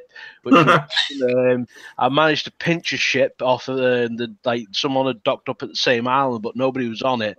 So I managed to get the ship taken out into the middle of the sea. We got our ship to come round, and basically we sank it. That was funny. You evil bastards! Right? We've done loads of stuff like this. Like one of the funniest ones I've got to admit, and I don't know whether like Sean and Quinn will probably watch this, but they'll remember. We actually got our ship stuck on the dock. Like we're in a galleon, and like basically it was rammed up against the dock and against a rock. So we couldn't steer it out, and in a weird like way, it was just coincidence that there was another ship, another galleon that was coming near us, and we went into game chat and started shouting and jumping up and down, saying "Sink us, sink us!" and like started firing arrows. And basically, the ship like got destroyed, and we were like, "Thank you!" and started waving. It just went off. It's the most surreal thing ever, but it was fun. Already like, building up stories like kids in kindergarten. Honestly, it's fun. I mean, I've shot myself out of the cannon so many times on that game as well. It's just. Yeah, I mean, it's hilarious. I mean, it's got that quality, like literally, like because you can tell it's just British humour at its best. Some of the stuff in it is just so funny. I mean, some of the names for the islands as well are just hilarious. But yeah, I can understand what you're saying, Andy, because you guys are more familiar, obviously, with your culture and your British humor, and I can totally understand why you appreciate it even more in another length. Because that's how I kind of felt with games like Local Cycle. I don't mean to bring it back up, because the whole time you're playing, the dialogue and the slapstick between Iris and Pablo, which is the kind of her Batman or her Robin, right? Right. It's all in Spanish. So if you don't understand Spanish, you can't really appreciate it in the level that I can, because I understand every word for word, and it's hysterical. So I could definitely understand where you're coming from. Yeah, there is some bits in it where they're talking and stuff like that, like where they say certain things, you can't help but laugh, because it's definitely adult like stuff, but the kids won't get it. I think that's the genius of it. Right. It's like the same with like Fable. Fable was exactly the same, like, because like it's all British humor, because like it was from Lionhead, like, and it was just like, yeah, it's got the same type of like charm to it. But yeah, other than that, yeah, but I mean, I've as soon as it went up for like digital pre-order, I just bought it. Right. I just can't wait, and I'll get me Black Dog outfit or whatever it is. Right, so right. I'll get a cool outfit for it. I want to just make sure that I've got like I want 2 peg legs and 2 hook hands and a parrot. You can buy pets in it, so we'll definitely get a parrot and a monkey. Like on Family Guy. Yeah, that's what Sean was saying before. The Family Guy, like with like the 4 peg legs. I'd be like, if it was possible, yeah, I would. I'd love to see how he'd shoot a gun and dig a chest. The animal aspect too. Oh my god, I would love to see what type of animals. They're gonna have a lot of that. I mean, I noticed from the alpha to the beta, he started adding all the fish into like the water and all the other animals. And you basically, if you see seagulls, you like travel over to where they are. There's a sunken ship, and you can just dive into the water and go in, like, and grab these chests from the sunken ship or resources. It's just so much fun. I'm really like enjoying the beta. Like I say, they even had a story deploy, and I don't know if they said it when they did the the Inside Xbox program. Yeah. But I know you guys are probably familiar with Mr. 100 from my family at Intro Media. He was telling me that when he went last year to E3, when he went to the after party, that the developer was explaining to him that the reason why they chose bananas as your regeneration for health in the game is because it's kind of like a real thing back then with ship sailing mates, with people that sail, that the banana was the safest type of food resource they can eat in case they had to keep be a long time without eating certain types of food, because it wouldn't go bad as quick, or it would have the most potassium to keep you the strongest if you just ate it. And so that's basically the reasoning for them doing that. It's not just there to be clowny or be funny. Energy, like, or to scare away, or not to scare away pigs. Right, it has a story behind it, which I think is great, because it's those little details like that people don't even realize, because they're just looking at the ulterior of the graphics. Oh, this is just a kiddie-looking game, and they don't realize there's more to it in depth than that meets the eye, right, so to speak. Yeah. Apart from that, and you'd be worried about like scurvy back in those days, so any source of vitamins, you'd need it. Yes, the vitamins, right, absolutely, right. Sorry, I didn't mean to butt in. Go on, Andy. Andy, you'll go, mate. Well, I'm gonna get it. I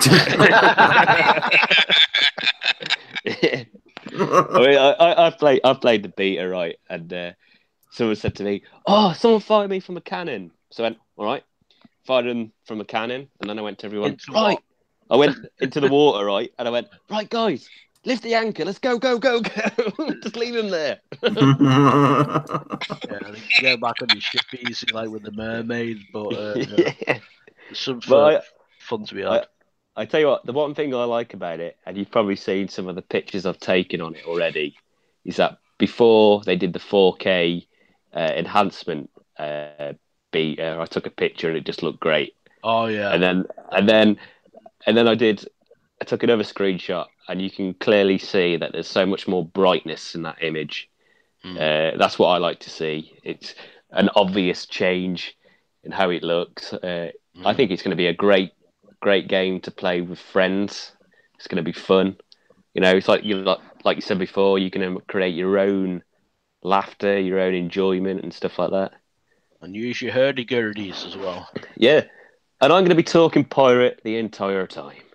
I'll tell you what, I want to travel with that crew that did the shanty singing. See that video? That was awesome. There's a video going around Facebook. It was posted in DX, and it was basically that a group of guys who could genuinely shanty sing, sing sea shanties. Some guys came across them in game. They all boarded their ship and they were all going on adventures. And they said, "Please, guys, come with us. Come back to our ship. We'll give you a chest that you can keep just as long as you stay with us." They wanted to, because they were just singing sea shanties while they were playing. It was just awesome. Funny things like that, you know what I mean? Hey, Del boy, can you say she sells seashells? Seashell. Yeah. That's kind of really fast. So off-putting every time Andy talks. no. I'm sorry. Every time Andy talks, I get this split screen, and all I can see is it looks like the Twins DVD cover.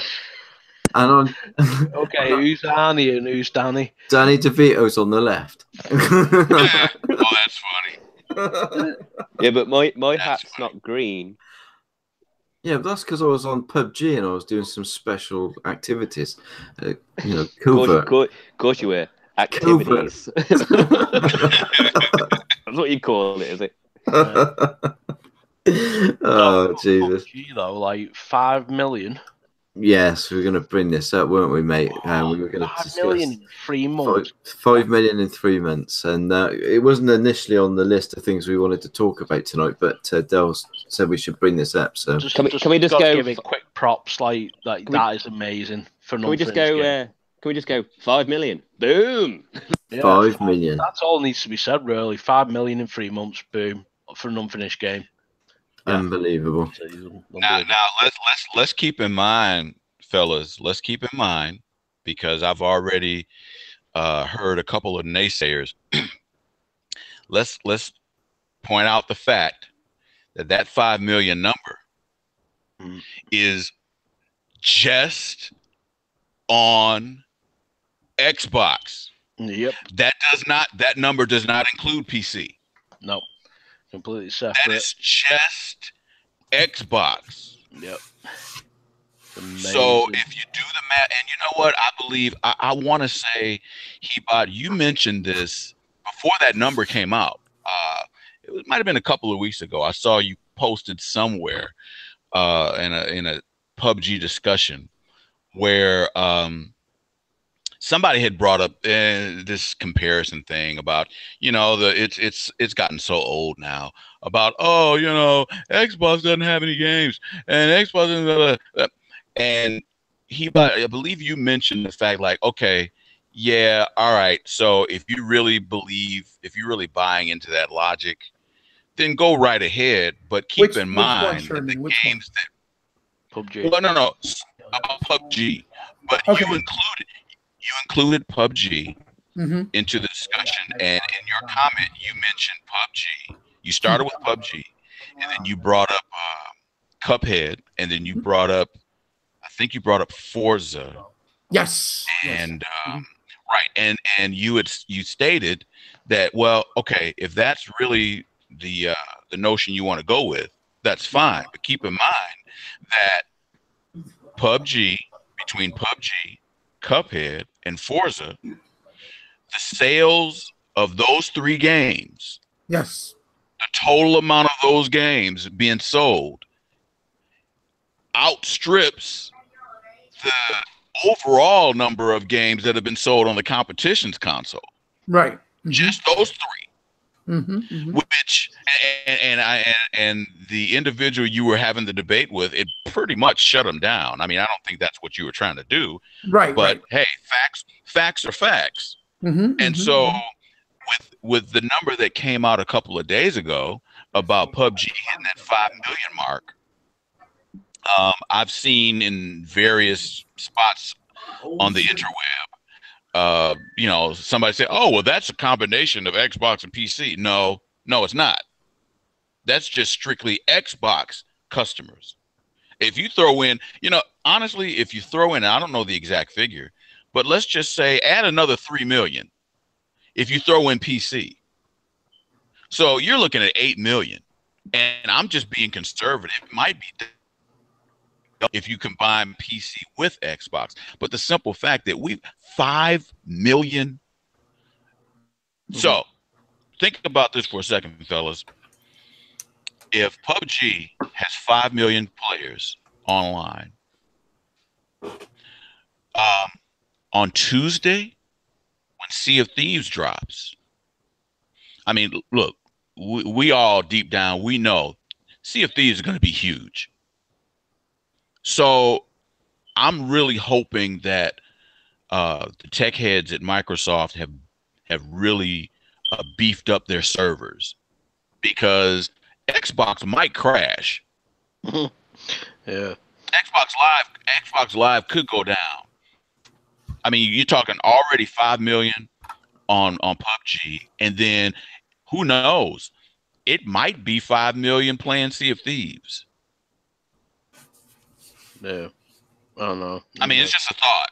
No, That would be a good thing. I'm not knocking it. That would be a great thing. Mm. But I'm just trying to keep it real here. Discuss.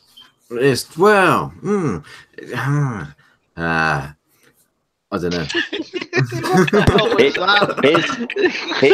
Here's some food for thought. Right? Every time they mention exclusives on Xbox, they say, "Oh, no one's going to play that," and then Sea of Thieves pops up in a beta, and it becomes the most viewed game on Twitch. But no one's playing it. No one wants to play that, do they? Sea of Thieves is a great Twitch streaming game, and PUBG is another one. People will watch streams of PUBG. I know one person on the panel who's been watching PUBG streams before it even became a preview game. Yep. People are just stupid. Let's put it this way, okay? I mean, we've got Sea of Thieves. We already know that with Game Pass now that all exclusives are going to be coming to Game Pass for free.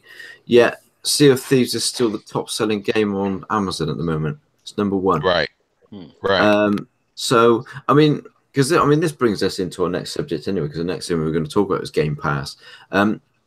It's a great idea, and what they're doing with it and putting the exclusives on there, because not everybody can afford to buy these games. They are expensive. I was discussing this on the Dragon X the other night, but I'm still going to buy them because I still want it. You know, I still want my games to be mine. You know, I don't want to be renting them, as it were. Plus, also, you don't know. You know, when you've pre-ordered a game, you can pre-install a game. Yeah. Right. 1201. You're going to have to wait until it's on the Game Pass, and then you're going to install it, aren't you? Oh, wow, like everybody else. Exactly, and it's going to be slow. Yeah. It will be slow. But yeah, I mean, it just gives you the option. It's going to open it up to so many people that have got the Game Pass. But for me, I still want to buy it. And obviously, if it's number one on Amazon at the moment, I'm not the only one that feels that way. Yes, the opportunity to buy, have the Game Pass and get all these games as part of the Game Pass, I think it's an amazing idea, and it just opens it up to so many more people that can't afford what is a pretty expensive hobby. I mean, if we think of movies, I mean, you love movies, which we all do, but I mean, a Blu-ray's between £10 and £15, isn't it? But you're talking a console game these days is between £45 and £55. It's a lot of money. And when you've got, we have quiet periods. There are quiet periods when not many games come out in a month, but we have sort of October, November, December time when they all hit, and you all want these games, and you just can't afford to physically buy them. It's just too much money to spend. There's also the fact that if a game is too expensive, people will second guess whether to get it or not. Yes, they will. Yeah, they will. They will question whether they should, whether they like it. Same with when it's cheap as well, because people were saying, "Well, what's State of Decay going to be like, considering it's cheap?" You know, yeah, what I mean? Right. That's showing the complete reverse of it as well. Like it's, you know what I mean? It's very fickle, like the market. I mean, the way I describe Game Pass, I think it's a fantastic business idea. From coming from a background in sales and business myself personally, that's what I've done basically all my life. It's such a brilliant hook. It's basically what I would call a dealer move You give them a little sample, a little something, and then it's it's not permanent because you still have to keep paying for it, or you could buy it.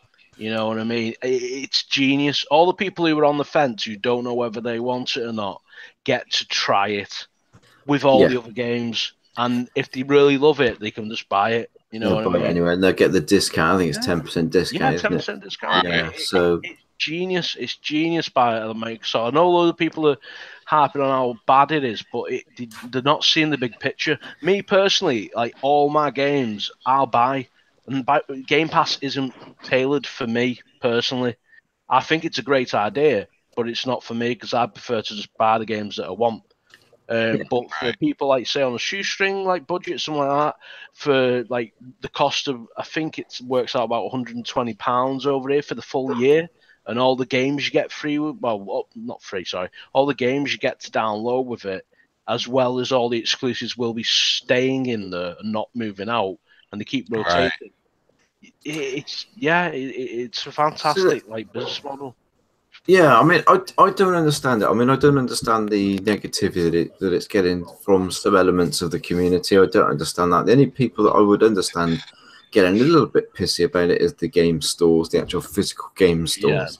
Yeah. I can understand them getting pissy about it, but you're not going to tell me that Microsoft has gone into this without discussing it with the developers. The developers know exactly what they're going to be getting from the Game Pass financially from Microsoft. So I think personally it's a win-win situation for everybody. And you got to look at it like this, also. One thing that no one mentions, and sorry, I didn't mean, like, I'm just trying to that's okay. to add to what you're saying, obviously.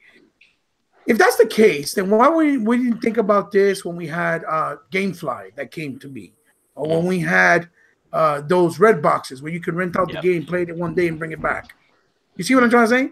If this was the end-all, be-all, right? We're giving you the option through Game Pass, right? For people that can't possibly afford, maybe teenagers or younger kids that can't afford to have their parents buy them, 4 or 5 games monthly or during the course of a year, because everybody has different economical situations, right?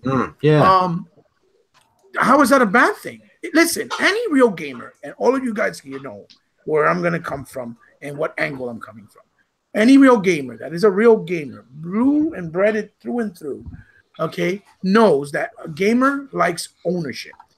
If we enjoy the game very much, there's nothing in the world that you can tell me or tell that gamer or do that's not going to impede me from going out and buying the game. Whether I buy it day one, whether I buy it when it's on a sale, whether I buy it when I have the money, whether I buy it when I feel like buying it, it's not going to matter. I'm going to go out and buy it. Because the beautiful thing about physical, whether people may agree with it or not, is they can never take your license away with physical copies. And that's why I tout that physical copies are a necessity. They shouldn't die. Yes, I get the appeal of the digital market because it has more pros than cons. But that one con is the scariest thing about losing a property, meaning losing the license of the DRM. If you lose that license, you lose the game that you already invested and paid money for.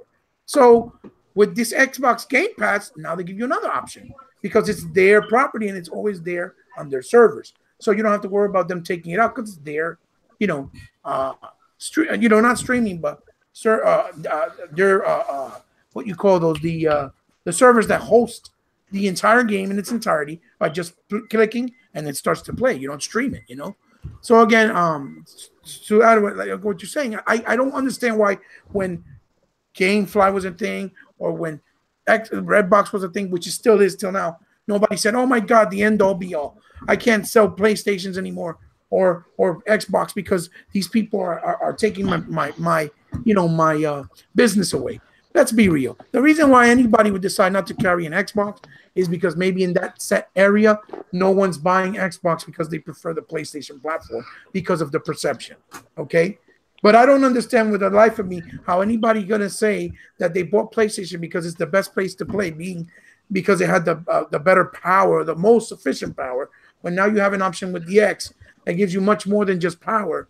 It gives you better loadings and better opportunities and things like having more services, backwards compatibility, enhanced games for free, yada yada yada, et cetera, and choose that platform for $100 more over the competition, and you're going to choose it before the competition. You know what I'm saying? Or after the competition. That don't make no sense to me. So, you know, that's the real truth of it. It's just a mob mentality. PlayStation is where it's at. Now they're trying to do it to the Sony, with Nintendo, because the fact of the matter is most people just hate Xbox and they want them gone because they know they have money and they're not going anywhere. That's the whole problem. That's the whole point of it. That's the bottom line. You know? Yeah. I mean, I can't see how Game Pass could be seen in a negative. I mean, this is something else that I brought up in the Dragon X the other day. You know, as a gamer in my early days, when I was a young married man, I had a young family. Games were still sort of £40 a pop. I couldn't afford to buy all the games that I wanted, and I was forever buying a game, playing it, and then something else would come out that I wanted to play.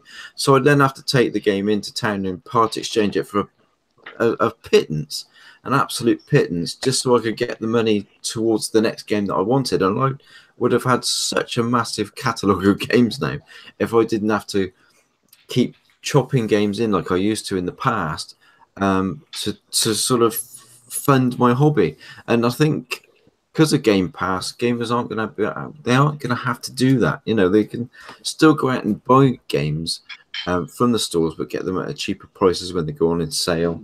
But you know, with all these exclusives coming straight out and straight onto Game Pass, it just $7.99. I mean, that's all it is in the UK. $7.99 a month. Is it? I thought it was $9.99. Wow. $7.99, isn't it, in the UK? I'm sure it's it's Netflix. Oh, it's Netflix. Is it $7.99? All right. Yeah, I Okay. thought. Well, it's cheaper than 120 $7.99. All Yeah, right. $7.99. Plus, it gives you a good option. Like if I you think don't have the American money, and so you prices. can buy the actual game in its full-fledged, ownership. Like it gives you the option. Like, okay, I don't have the money for the next 2 months, but I can play it for 2 months and then just pay full outright for the game. And you're going to get a discount because you can buy it right through Game Pass and get a discount. So it's a win-win regardless. It's a win-win. Data as well. You're gonna have all your data's gonna be there, like saved as well, so you're not gonna lose any progress. No, Exactly. yeah. Exactly. Do you know what makes me laugh though about the whole Game Pass thing? Is that there's people, I'm not going to name drop them, but they've said, "Oh, it's devaluing games." Right? Huh? It's like, why do you want to buy games at full price for all the time? You know, it's like I've got the game. How much did you pay? Well, I paid this. It's like, so. It's like, well, you're more the idiot for paying full price for the game. Yeah. Who'd you call? You know, like if Game Pass devalues a game, what does a sale do? Because Steam put sales on all the time, and yet Steam are one of the top PC sites, aren't they? Oh yeah. Beardy. What about this? It devalues a game, but it's okay to charge you $60 for an interactive movie. In the case of like something like Detroit, really? You see what I'm saying? But that's different. That's different because it's Sony. That's what it is. You know what I mean? Put it this way: once mocap, you're paying for mocap, really. Let's be honest. Right. Yeah. But look, if you look at the bigger, broader perspective of things, once God of War comes out, obviously, and when Detroit comes out, being that they're full-fledged $60 titles, with the fact that State of Decay is $30 physical, it's on Game Pass. Same thing with CFDs on Game Pass, and it's a $60 title, but you have the option of Game Pass, obviously, which is the big de facto here. You really think that those games are going to have this type of audience that CFDs and State of Decay have the potential of having? They don't, because it's a lot harder to go out and buy a $65 game right off the hip or the cuff right off, than it is to buy a Game Pass for $10 for 2 or 3 months to hold you off until you can buy the game. I think the one thing as well that would lean against them, against them actually having let's say a service that's gonna give you games like Detroit, God of War, stuff like that, is that it's replayability. Now the games are going into Game Pass, like most Microsoft games do either have the single player and the multiplayer, or as we're seeing more and more of, a multiplayer experiences. So it's the longevity is there. So it's more like, you know, you want to keep playing it instead of it just being a single player experience and then it's gone. Right. You can play, of course, but you know what I mean. It's not going to keep bringing in the money like it would do, like if it was Right. like, you know, a game with like, you know, like multiplayer and such. So yeah, I know what you mean. Yeah. It's And State of Decay has a So let me campaign, ask- right? A co-op campaign. yeah. So Yeah, State of There's Decay a- has a long campaign and it's got all the co-op as well. I mean, I've been watching all the RGM first videos, but I've also been watching the Undead Labs question and answer video, which is like an hour long each one, which explains the video that Nice. they actually show. And they really get into the gritty detail of the game, like explain exactly everything that's happening in the actual video and then more. I mean, I've learned so much from watching the Undead Labs. Like, anybody who's like watching, who is interested in State of Decay, and I've got to admit, like, if you tune into ourselves and like, you know, you love Xbox as much as we do, I'm sure you're probably going to want to pick this game up because it's looking fantastic. Go and check Undead Labs at the like YouTube channel and watch some of these like Q&A like sessions, because it's so interesting. You learn everything about, like, you know, the different like mods that you can put into like certain parts of your base of your game. They're going to be doing the character creation bits and like all the traits that you get. They explain how the co-op, like, you know, works, and trust me, it's really interesting stuff to watch. It's an hour long. It is well, I mean, we usually go for about 3 hours nearly sometimes, but it's an hour long. So I mean, if you can stick out our show, they're small compared to us, like, you know, but I would highly recommend them to anybody who's interested in State of Decay. Very interesting. That's probably not a good way to try to promote our show, because people are going to get scared before they actually get to listen to the meat. And you know what? I've got a quick question in regards to Game Pass. And I've been trying to figure this out for a while, and I haven't really been successful. But I know you pay the monthly rate. Here in the States, I believe it's $9.99. Yeah, right? So that's where I was getting. Yeah. No. But now, can you do it the way, you know, the options that they give you with Xbox Live? So, you know, you can pay either every month, you can pay once every 3 months, you can pay, I think there's a 6-month rate, and then there's a 12-month. And the 12-month usually gives you the best value. So I haven't seen that available with Game Pass. Now, have I missed something? No, I mean, like, I've actually, like, in our group in DX, like a guy named Andre, like, give a big shout out to him. I would say his game tag, but he's changed it so many times. Yeah, he changes it every day, doesn't he? Well, he's smart. Yeah. Yeah, I don't know how he comes up with all those names, man. It's crazy. I'd run out of ideas. But anyway, he actually did a giveaway for 3 months of Game Pass the other day, so you can actually buy it. But I'm not sure whether they do a discount, which is a shame. Hopefully, it's something they look at in the future, because it would be better if, like, you know, they offer you like a 12-month. Like, if you go for the full year, then you only pay, like, you know, you pay a little, like, you know, a little bit, like, you know, off the top. So yeah, right. I think that would be good. But for the moment, I think, Sherman, I think it's just the normal bog standard rate. So it's just the same amount that you pay, which is a shame. I mean, because, like, when you look at something like EA Pass, I know it's, you know, not comparable in the nature of the size of it. Like, it's only like $19.99 over here for a year. Wow. Like, Nice. Yeah.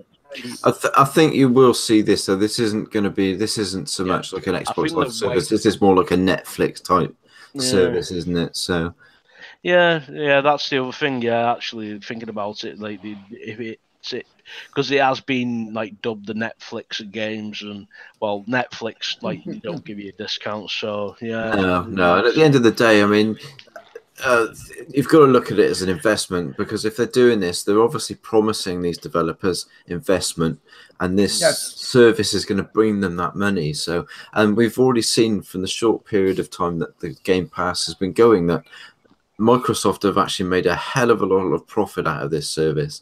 Yeah, the engagement's quite high on that. Yeah. Hey, did you guys see? Hey, MicroPod, did you see on Twitter? I think it was one dude, and this is probably the perfect example that I can point out, and probably what Microsoft's thinking in the long grand scheme of things. One dude said, "Oh, I just bought 2 years of Game Pass because I know I'm going to get all the exclusives." And you know what I'm saying? One person, you know what I mean? Yeah, exactly. So that's that's a good way of looking at it. Actually, if you think about it, that's not a bad way of looking at it, because of it, you got your games covered for 2 years. I know it might not include some of the newer titles, going to be landing, but it will definitely include all the exclusives, which will be new. In saying that, though, I mean, you can guarantee yourself eventually all the EA stuff with the EA access for 20 quid a year. So, very good point. You've got it covered all over, really, and it's that's right. It's a great service, and I can't understand how anybody could say it's a bad service. Options. That's always good. And they got loads. Exactly. Yeah. Exactly. And there's something for everybody. And as Hebot said earlier, gamers are traditionally collectors. We like physical. I mean, all of us have got huge game collections. I'm sure. I like how you just said collectors. You say collectors, right? I like that. Yeah, right. Now get this.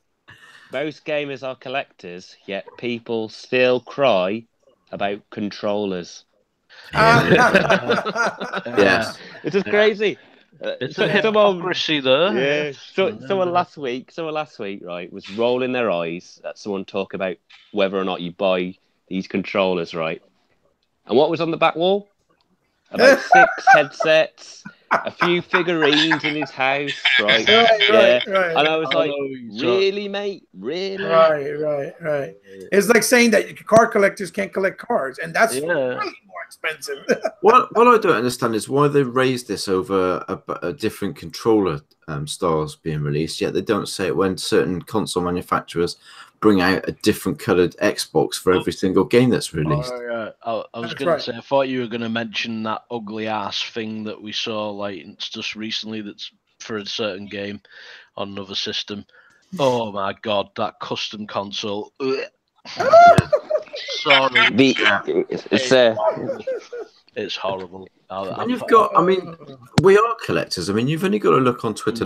Look at what Xbox Addict's collection. Xbox. I mean, he has got an amazing collection of Xbox memorabilia. Beautiful collection. Yes, and that's what we're like. We like collecting these things. That's why they do these limited edition consoles every now and again, and these amazing controllers with artwork. At the end of the day, it's options. Not everybody wants the same controller. We don't all want the same controller. We like to have our individuality, and they've bought these special edition controllers. You've also got the labs where you can actually go and have your own and design your own.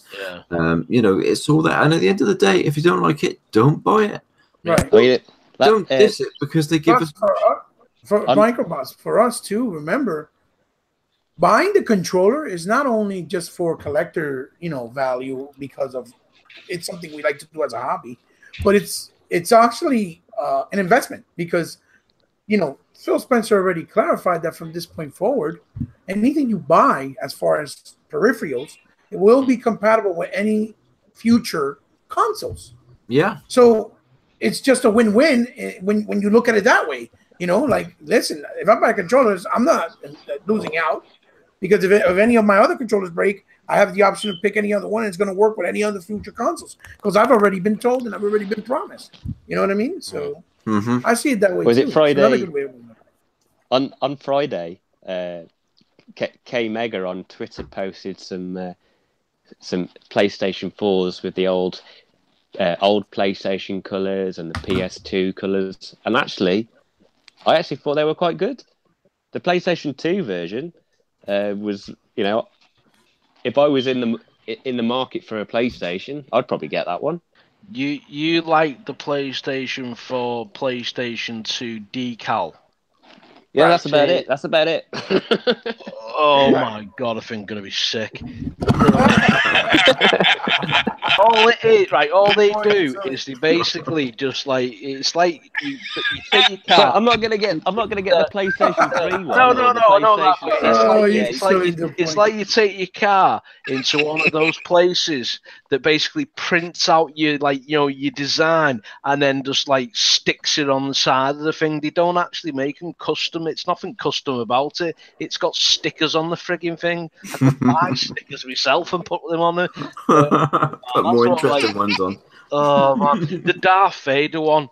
They had different like coloured buttons. That was it. Like I was like, oh my god. They just feel cheaply done. Kind of like a slapstick. The Battlefront 2 one. What about the Battlefront 2 one? What did they do? Yeah, that's what they just gave you a box. Yeah, exactly. It's like it's one of that. God of War one. Here's my gripe with the God of War one, the boy.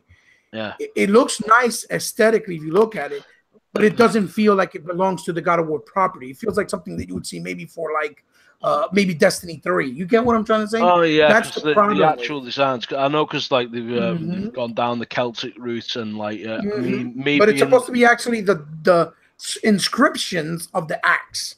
That's on his axe. Inscription on his axe. To be honest with you, I'm gonna have to have a look at those details, like in more like closer. Right. I'm gonna have to have a close look at them because like I'm like heavily into mythology and I know about me Norse mythology, so it'd be interesting to read those symbols and see what they actually are. So I've got actually those symbols probably just say. But wow. Yeah, I mean to me it just doesn't look aesthetically pleasing. That's not from a place of bias. It looks like they've just hapdashed it and basically like said, oh, we'll just drawn some lines here and here and here, and it's like, oh, for God's sake, you know what I mean? I feel like, like I say, it's not biased as well again either, because like they speak for themselves. Every single custom console and controller that Xbox has done has either been properly made and laser etched, or like it's not stick on stuff, and it's not like it doesn't look cheap.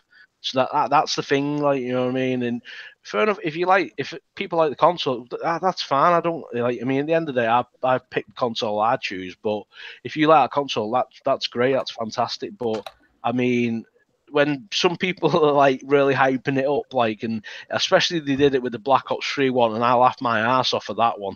It's just one of them. It's like, are you really looking at these like consoles? You actually think they look good? And it just makes me wonder what's wrong with their eyesight.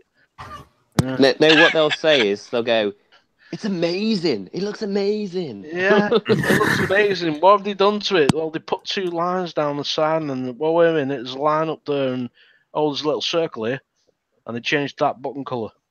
Oh. That's how much of like I'm sorry, that's as much as and close to an F that I give about that. To be honest, you know what's funny? Good point. I just ran into a video right as I'm talking to guys here with the custom console that Andy mentioned with the PlayStation. That great hideous thing. No, the black PS2. It's the one with the PlayStation 2 style. Black with the neon blue. You want to know the kicker? The kicker is it's not even officially licensed by Sony. It's from one of those custom places. Wait a minute, is it like the unofficially licensed Elite controller? Yes, exactly. That's exactly it. It's called the "We don't need a lawsuit because we're broke" issue.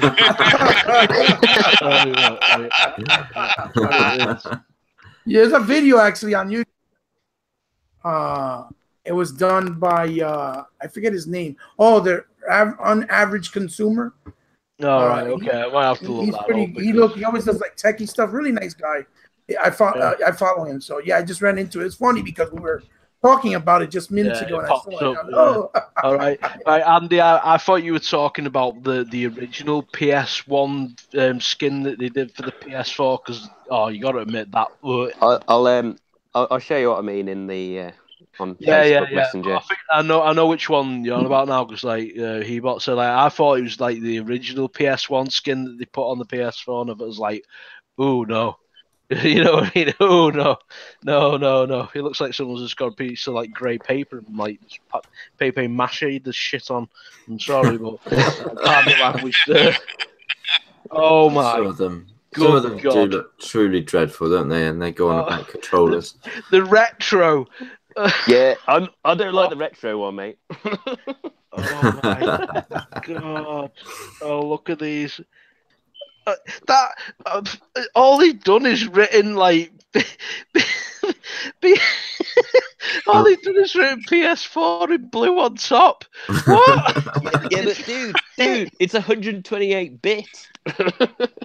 Oh my God! Right, okay, yeah, that's enough internet for me today. Right, I'll share the rest of you guys here. God.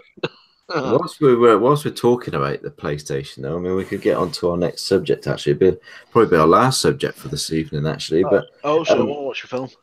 I want to do Elon Musk. I want Elon Musk tonight. Can't get the staff. Let's talk about the Crash Bandicoot and trilogy. Oh boy, insane trilogy. Where do we do? We are looking at July the 10th, 2018. That game that was not coming to the Xbox One is coming to the Xbox One. Yep. And there is also a petition out to try and get Activision from releasing the Crash Bandicoot Insane trilogy to the Xbox One.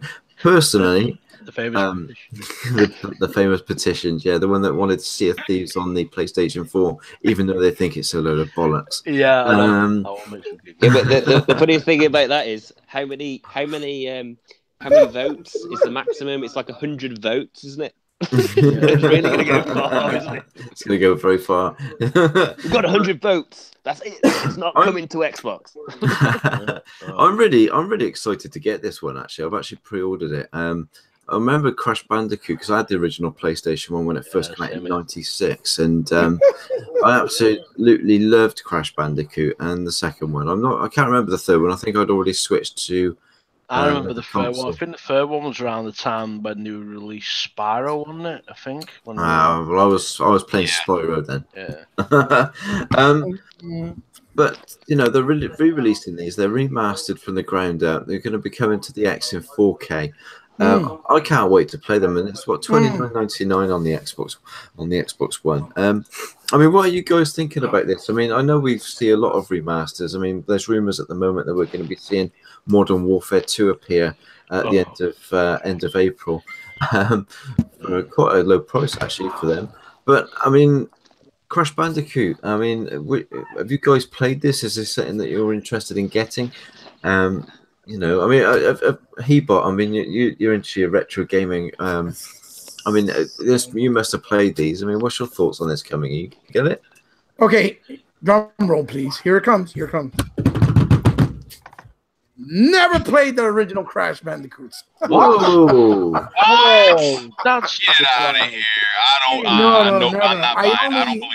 No, seriously, all honest. Look, I'm not gonna be a phony. You guys know. Wow. I'm surprised. You guys know I'm very genuine. I've never played the original Crashes. Right, Hebot has just become the official Donald Trump of YouTube. Oh boy! Have you got a wig? And an orange face. The reason for it, like I did see people playing it because I had a lot of friends that had PlayStation. And I did try out maybe the first level of one, but the reasoning why I didn't, if you guys are interested in the story, is because I was too intrigued and engrossed in the Sega Saturn playing Astal, Clockwork Knights, Bugs, wonderful games that deserve just as much accolade, but never got a fair shake because everybody hated on Saturn. And I was the only oddball in my neighborhood that said, I'm not getting PlayStation because everybody and their mommy got one. I could always go to my friend's house and play it. I'm getting me a Saturn. So I was playing gems like Style, Three Dirty Dwarves, I was playing wonderful games like, you know, Clockwork Knight 1 and 2, Bugs 1 and 2. I forgot all about that game. That game was awesome. Yeah, absolutely, man. I love those games. So, not because I was hating, it was basically because I didn't have ownership. The PS1, I've been on record. I don't know if you guys know that I never owned the PS1. I didn't bother because I chose not to. I owned it way later in my lifetime, you know, in my life. And I also, it's the same thing I did with the first NES. I didn't bother with the first NES because I went straight to Master System. I just wanted to have something different that everybody else wasn't playing. And boy, do I not regret it, because it made my mind expand so differently and look at gaming in such a different way that you know, that I'm grateful that I did that, because if not, I would have been like all these other people that just grew up on NES. And I'm not throwing particular shades at anybody. I'm just saying, with a lot of that mob mentality that you see now, that anything Sony and anything Nintendo is perfect. It's never bad, which that's impossible, you know? I actually feel really bad now for bringing up that I used to own everything. Get out. No, honestly, I've had everything, like you know, from basically like, you know, Game Gear, Game Boy, like it's Sega Saturn. I had the Mega Drive, the Master System, the NES, the SNES, the 64. I've had all of them. So I was fortunate, like, you know what I mean. But I know what you mean, because like at the end of the day, like I the way it worked when we were younger, we used to like just lend each other like a console or like the games, you know what I mean? Like, and it just used to swap back and forth very easy back then. So yeah, that was called breaking an entry, mate. That wasn't officially. Hey, just scouts, it fucking wasn't. In the neighborhood with us, what we would do is we would swap consoles. We would swap it for a couple of weeks or a month, and then we'd be like, well, if you break it, I'm gonna keep your console. That was the deal. So, you know, we would swap consoles and we all would benefit from all the games. But, you know, that didn't mean I had the opportunity to play every single game. Now, the fact that it came out for PlayStation first as an exclusive, I boycotted it because I thought it was wrong, because Activision always kind of said that they would always be multi-plat and never really cater to anybody. Okay, Sony paid for the exclusivity. That's fine. And that's dandy. I could accept that. So I accepted it. But I wish it was just as easy when they did that type of deals with Xbox when it came to Dead Rising 4, when it came to Dead Rising 3, or rather Tomb Raider, the Rise of the Tomb Raider. It wasn't like that. It was all hate. Oh, how dare Microsoft, you know, disclude the community from being able to play something that everybody has the right to play. Blah blah blah blah. Talk about Tomb Raider like it was first a thing on PS1. In reality, it was first a Saturn game that they mugged off Sega because of the low sales, and did a deal with IDOS and paid them off, and it became a PS1 game first, even though it was built for Saturn first.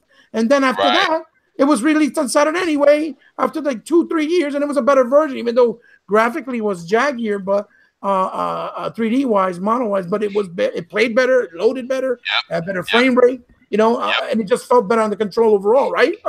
You can vouch for me, Shermanator. So, you know, look, I purposely didn't buy it for PS4. That's one of the games I didn't buy. But it was because of principle. I didn't like what they did. And yes, I get it. This resonates because these were the original games that came out on PlayStation. I get it. If that had been the case where those games were owned still by Sony, then I would have no problem with them not coming out anywhere else. But the fact of the matter is, the property was sold by Sony because they didn't care for it anymore, because it wasn't doing well enough for them after the third game. Right? So they sold it off to Activision, right? Or I think it was someone else, and then Activision acquired it from someone else.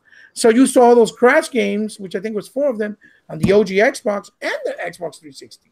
So once that was said and done, listen, they belong on Xbox as well, because now Xbox audience are familiar with Crash. You know, it doesn't just stand as a PlayStation game. So I waited, and I really didn't think it was going to come, to be honest. But when my son showed me the commercial and it was official, I was like, fantastic. Now I'm buying it for Xbox just on principle, because, you know, they try to say that, oh, it's not going to be bought. Xbox guys are not going to appreciate it. They're not going to support it. I'm going to support it. I'm going to buy as many copies as I possibly can, maybe a couple of friends, and go from there, because I wanted to do well, because I think it's right, you know, and it's going to be enhanced in 4K, possibly even in 60 frames, due to the absurd amount of power that the X is offering versus the competition. So I'm looking forward to it. I already pre-ordered mine. To be honest, I could actually show you the receipt on my camera that I pre-ordered it. So take that, Sony fanboys. Yeah, I've pre-ordered mine as well, and I'm going to enjoy putting screenshots all over the Twitter field when it comes and arrives, and say, "Oh, look, that game that's not going to happen is in my hands. Have that."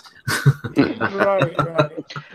I'll be honest. It's just cool. It's a cool feeling to be able to have it. I'll be honest. Like, I mean, I'm not so much into me retro and like me indies. I do buy some indies, but like not like all the time. Like, but the retro games, like I'll be honest, because I've played them before. I don't feel a big need to go back to them. I want to keep going forward. But I mean, it's a great thing that like they're still like bringing them like for people, especially for like especially for like kids who didn't actually grow up with that as well. Yeah. Because like the dad like can sit down or the mum, like there's got games in all of us. Like, because my mum introduced me to gaming, you can say, look, this is what I played when I was a kid, and like say, hey, I've played this. Like, this is what we call gaming. Well, the point. Check this out. So yeah. I'm sorry. Check this out, the point. Remember what I was saying? I believe in a podcast earlier last year that we did. That I said, like the Neo Geo games, for example. Oh yeah, Neo Geo. They're $8, right? Yeah. Those games never came to any other console other than Neo Geo, which at that time was a $700 and $800 console in certain places. Yeah. Okay. I had to get mine imported. Each game was arcade perfect, but they were $250 each one. So many of us didn't get to play them in their entirety. I've got that, like, or in the arcade. King of Monsters game, like the Monsters fighting game. That's, I think, one of the main ones they had for it. Didn't have that many for it, but like, and now you can play King of Monsters for $8, get achievements, and play them at a better quality and in the comfort of your own home.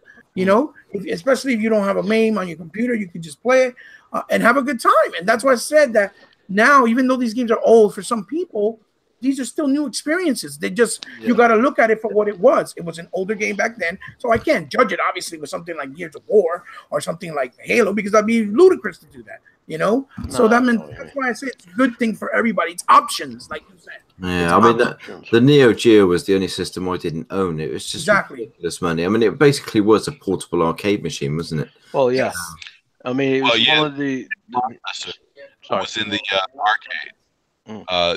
The Neo Geo home version was literally it was the same hardware that was found in the arcades. Literally.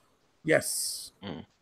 I remember thinking there was a game show over here. It wasn't Game Master, but it was another one with a host. I think his last name was Mills, and they used to play the Neo Geo games on that. They used to have like competitions, like even though we don't see many game shows these days, which is a shame. I miss all the shows. Nice. Games Master was the main one. I think we all used to watch Games Master over here in the UK. Patrick Moore was like the host.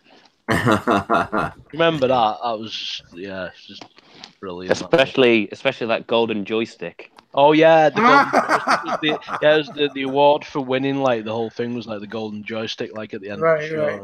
Awesome. In fact, they've probably got some of them on YouTube. If you can find them, Hebot, I recommend watching them if you like your retro. Oh, please send me the link. I'll absolutely watch them. Yeah, for sure. You know I love all that stuff. Of them. Yeah, but it's like the game. It was the game show. Well, like I say game show, it makes it sound like it's a game show. But but it was a games show that basically all of us used to watch as kids. Right. Yeah, something like what they used to. We used to have a show back in the day. I forgot what it was. What was the name of it? Where they would show retro gaming at the time. I think it was called Electric Playground. I think it was called. Something that like sounds that. Familiar. We used to watch it. The gentleman has his own channel now on YouTube, and he does new stuff. He's still around, but that's what we used to watch. Well, that's what we had at the time, which started it, here in the States. We do have a dedicated gaming channel on TV over here. What? On Nice. Virgin, but Do I we? think yeah. I can't remember the name of it now, but there is a dedicated gaming channel on Virgin Media and I think must it's know on it. Sky. Oh, wow. But probably the best. I'll get you the channel number. Yeah, no, I'll get the channel number. But I think the best thing on TV at the moment, gaming related, is Dara O'Brien's Go 8-Bit. I mean, Oh, that's show is awesome! amazing. That show. Yeah, I mean, So this is brilliant. this is a TV show where where they get sort of personalities and Celebrities, comedians, celebrities, yeah, and they go on and then they play games that they played when they were kids or whatever, and then they play with the panel members, and it's a good laugh. It always ends with them like controlling the game, but in the weirdest possible way. Right. And that's a show, like a syndicate show over there in the UK. Yeah. It's on a channel called Dave. We have a channel called Dave.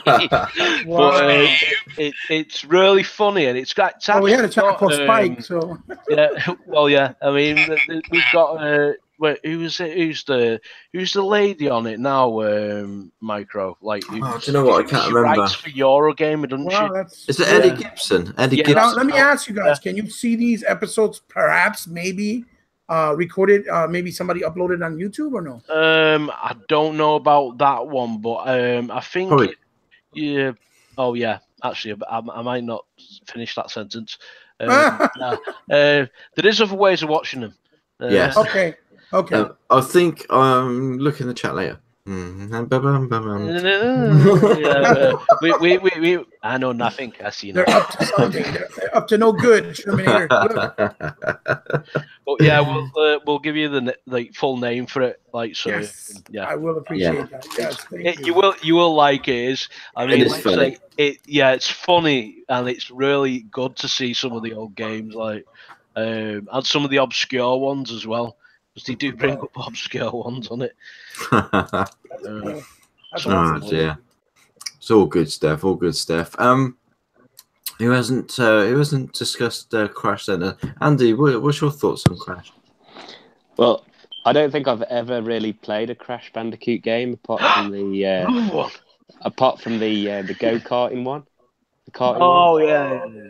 And I'd say I played that right, and I got it in a magazine as a demo. Do you remember those? Oh yeah, we used to get disc demos. No, we're reminiscing about old games. We might as well get the demos out. And so I only played that game, and I'm used to Super Mario Karts, and it just totally lacked whatever Mario Kart had. Yeah, Crash Racing. But I'm thinking of getting it. Just out of spite. Right. I'm with you. Just get it out of spite. It's a great platformer. It is a good platformer. Yeah. I can't take that away from it. Like, you know what I mean? It's what platformers like. Well, you know what it did? It made platformers a little more accessible to everybody, or like a broader audience, because Super Mario Brothers, despite its popularity and in the traditional sense, and every platformer, it's quite intricate. Were a lot more challenging. Yeah. But what Crash did was it kind of not necessarily hold your hand, but it made it more friendly, approachable for a general audience to just come and play. Well, it's got that spinning thing in it, hasn't it? Well, that's what I mean. It was very just like jump, spin, then you just got a time. Like, it's a platformer in its truest sense. That's basically all it. Like, that Super Lucky's Tale game has got like a spin thing in as well. Oh yeah. Super Lucky's Tale is amazing for what it is. Yeah. And it's a shame that a lot of people don't support it and hate on it without even giving it a whirl.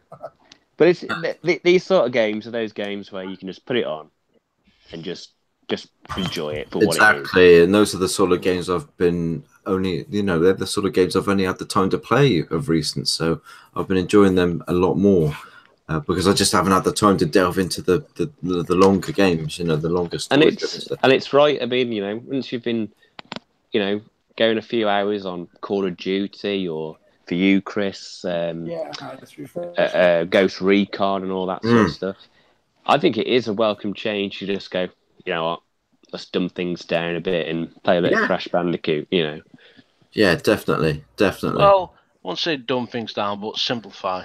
Yeah. Simplify things. Yeah. Sorry, PC, bro. but it's just like thing, you know, just straightforward, simple fun, dead easy to pick up. Exactly. Dead easy to know. And hard to master. It's a game. It's like you said. It's a game that people will be playing with their kids. And let's be honest, it's kids and the casual gamer that makes up the sales for these type of games. Yes. Right. You know, so for most of it. Yeah. For most of it, yeah, definitely, I'll agree. D-Nex has come back. He said it's Jinx is the TV channel. It's spelled Ginx. Oh, right. Right, and I can tell you that on Sky it's channel 470, and on Virgin Media it's channel 290. Oh, nice one. Thank you very much, Jinx. I'm writing that down right now. Cheers for that, Dean. Thanks a lot. Cool, Jinx. I'll I definitely... couldn't remember the name of it. I do tag into it now and again, but every time I put it on telly, the missus walks in and looks at me and goes, "Oh, God." So it's got just put Babe Station on.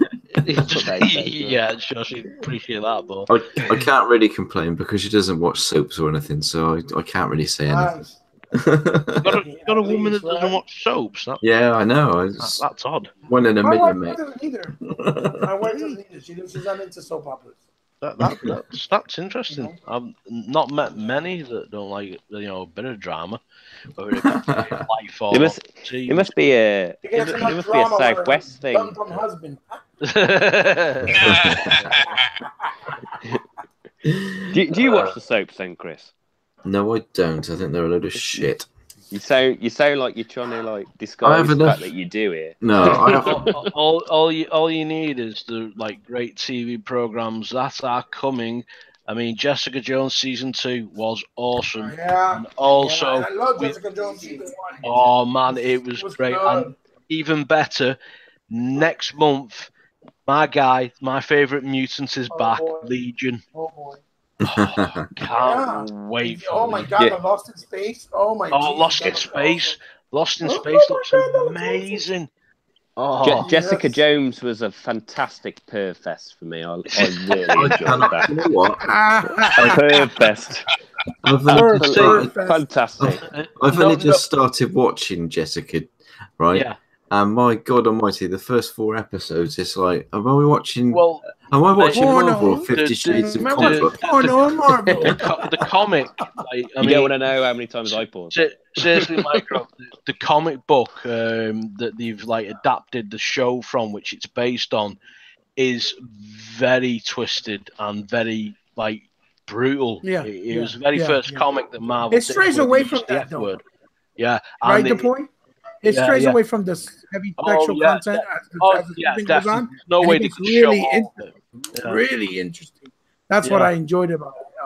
That it gets really interesting. The one thing that they included in it from the first comic, from the comic, like which I was very surprised at, was the part where Jessica basically, like, you know, lets Luke Cage take her up the back alley. Could you say that? And that's in the comic. This is a family show. That's in the comic. Where were you, Sherman? Where were you? The entire thing about the comic was that she was controlled. Luke Cage is the only. Luke Cage is the only person that could actually be with her without hurting her, or vice versa. Yeah. That's the problem. Yeah. That's the real truth. Yeah, you know, well, that's the thing. That's why they got a kid. For each other. So yeah, they got a kid. Like, so yeah. I'm sorry, but I have the hots for Misty Knight. Cage, June 20, I thought Misty Knight was so sexy, though. Oh my God. Yeah. Oh, that was another Perfest for me. Yeah. Anyway, we might start giving spoilers away, like, so I don't want to get into it. So I'll just chat. Yeah, all I'm gonna say is I switched it on expecting a nice show like Spider-Man and Supergirl, and I got 50 Shades of Grey. I mean, what's going on? That's what I'm saying, mate. Yeah, but we got it from a male perspective. The story itself is very good. The character herself is very good, and yeah, we're really enjoying it, and Penny's sort of hooked on it as well. So character, and it's really she did very well in the role. I think a lot of people should talk about it more, and haven't really talked about it. I think she really did really well. A lot of people said they got bored after the first couple of episodes, so they turned it off. And it's like, yeah, but it gets so much better. Keep watching it. It's like it's telling such a brilliant story. But anyway, sorry guys in the chat who turned up for game news. We just gone off. It's all your fault. It's all your fault, Steve. It's a good opportunity. I love TV shows. It's a good opportunity for me to give my friends a big plug again as well. But I did at the start of the show. But if you're into all your Marvel and your DC and all that sort of thing, make sure you go over and check out Legends of Podcasting on YouTube. My friend's new YouTube channel where they review and look over all the stuff that's coming out, Marvel, DC movies and TV shows. So make sure you go and check them out. Anyway, guys, I think that is going to be it for tonight. I mean, we've been on 2.5 hours. Yeah, hey, Terminator, I think, did he say if he was getting crashed or no? I didn't hear that. Oh, yeah, sorry. Yeah. Did he? I thought he did. Oh, God, Sherman, you know? No, nobody asked. Oh, I'm sorry, mate. I'm sorry. I thought you meant no, you're not getting it. But yeah, I plan on getting it. Nice. I played the first one. The first one a little bit. Never played the other two. But I did enjoy the first one, and it's interesting because Hebot, if it's, I just find it very interesting. A lot of what Hebot says, it's like we travel aboard the same time machine. Oh, because thank you.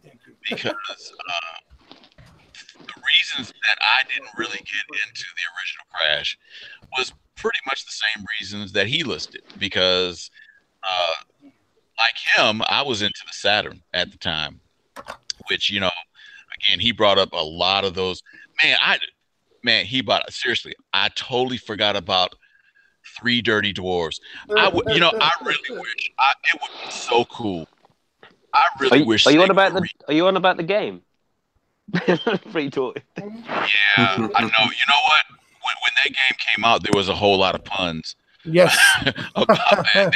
A lot of puns came out about that game, but that game was really, really good. But I was into a lot of the Saturn stuff, just like Hebot mentioned, and so by the time, in fact, when I started playing the first Crash, it had been out for, I guess, over a year, and in fact, a friend of mine had it, and so I was at his house, and he was playing, and I'm like, oh yeah, I heard about this. Let me give it a try, and it was pretty cool. So when I recently found out that they were doing a remaster,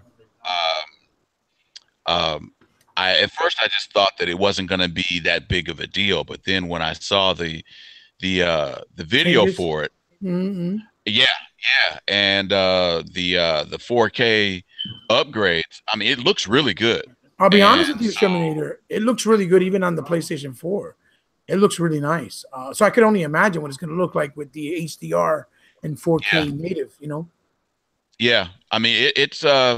I think that if they do just a straight port with 4K enhancements, that'll be good. But I get a funny feeling. I mean, because they're doing a trilogy, so they might actually add some stuff to it. I mean, who knows? But like from what I understand, you're right. Yeah, bonus stuff, bonus content, and so that's another one I plan on scooping up because we're a lot alike in the realm of retro, being attracted to retro stuff. So that's something I plan on checking out. I definitely plan on grabbing that one too. And the price seems to be right. So there you go. I know MicroPod is ecstatic because he said it was announced. He tweeted it out quickly. I can't wait. And and that's the whole point of it. That's wonderful when you could see. Look, here's my problem with remasters. When you do I appreciate remasters when, first of all, they're priced correctly. That's number one. And my biggest peeve of a remaster is that it has to be for something that makes sense. For a game that's been really, really long lost and gone. Like if we saw a remaster of, let's say, something like, for example, Clockwork Knight, that would be amazing. You see what I'm trying to say? Because it's something that didn't really get out to the major audience and community back then, to a lot of people. it's something that people don't even know what it really is. Okay, something like a style that they were great games for their time that deserved an audience, deserved to be played, and a lot of people didn't because of the negativity and the lack of support Sega got with the Sega Saturn, because of, the Sony brand was the big thing at the time, and it was $100 cheaper, which sounds very familiar to the story between Xbox and PlayStation, right? But here's the thing. Sega drives me crazy because they also announced recently, as you guys saw, the Genesis Collection. My point is this: why keep doing that? Come on now, Sega. You have so many wonderful games. Do a Sega Saturn collection. Do a Sega Arcade collection. You need to bring back those IPs if you want to get, awareness of them again. And if it does well, you can do a new version of it, a modernized version with the new power that we have and the new technology. And that would be amazing. That's just my Sega. opinion. Sega. And once again, I agree. Sega has an IP library that, if you really do an inventory, like no other. Sega's, oh my goodness, Sega has a library that they've got a vault that they could dip into. Yes. And I mean, if you just want to talk about remasters, fine. But if you want to just talk about them having the capability of reaching back, grabbing something and say, you know what, we're gonna do an all new version of this. Now, since you went there, right? I'm gonna see. I kind of know. I think I can predict how you're gonna respond to this. Like I said earlier, I'm not a big fighting game fan. Right. But the one if Sega went back and grabbed Eternal Champions and modernized it in 4K. Yes. What a treat. Oh my! Now you know what? And I don't want to turn this into a rumor mill type thing, but this just made me think of something. About 2-3 weeks ago, did I post it? I think I posted it. I said I don't remember. About the Sega, the Sega meeting with Microsoft. Yeah, I sort of post something on that because I'd heard a few. Yeah, it was a secret meeting, and no details were shared. Yeah, I sort of basically put out there what I've actually heard as well from some of my insiders, and like I say, I can't say anything concrete, but it was that's the reason why they were. There's good ramblings. Yeah, there's good ramblings. See, now I can't help but wonder. And again, don't want to get into the whole rumor mill thing, but speculation can be fun. Yeah, absolutely. It's a good game talk. So, over the past month and a half or so, there have been rumors and rumblings about Microsoft purchasing this company and that company, and what would happen if such and such deal went down. So, wouldn't it be interesting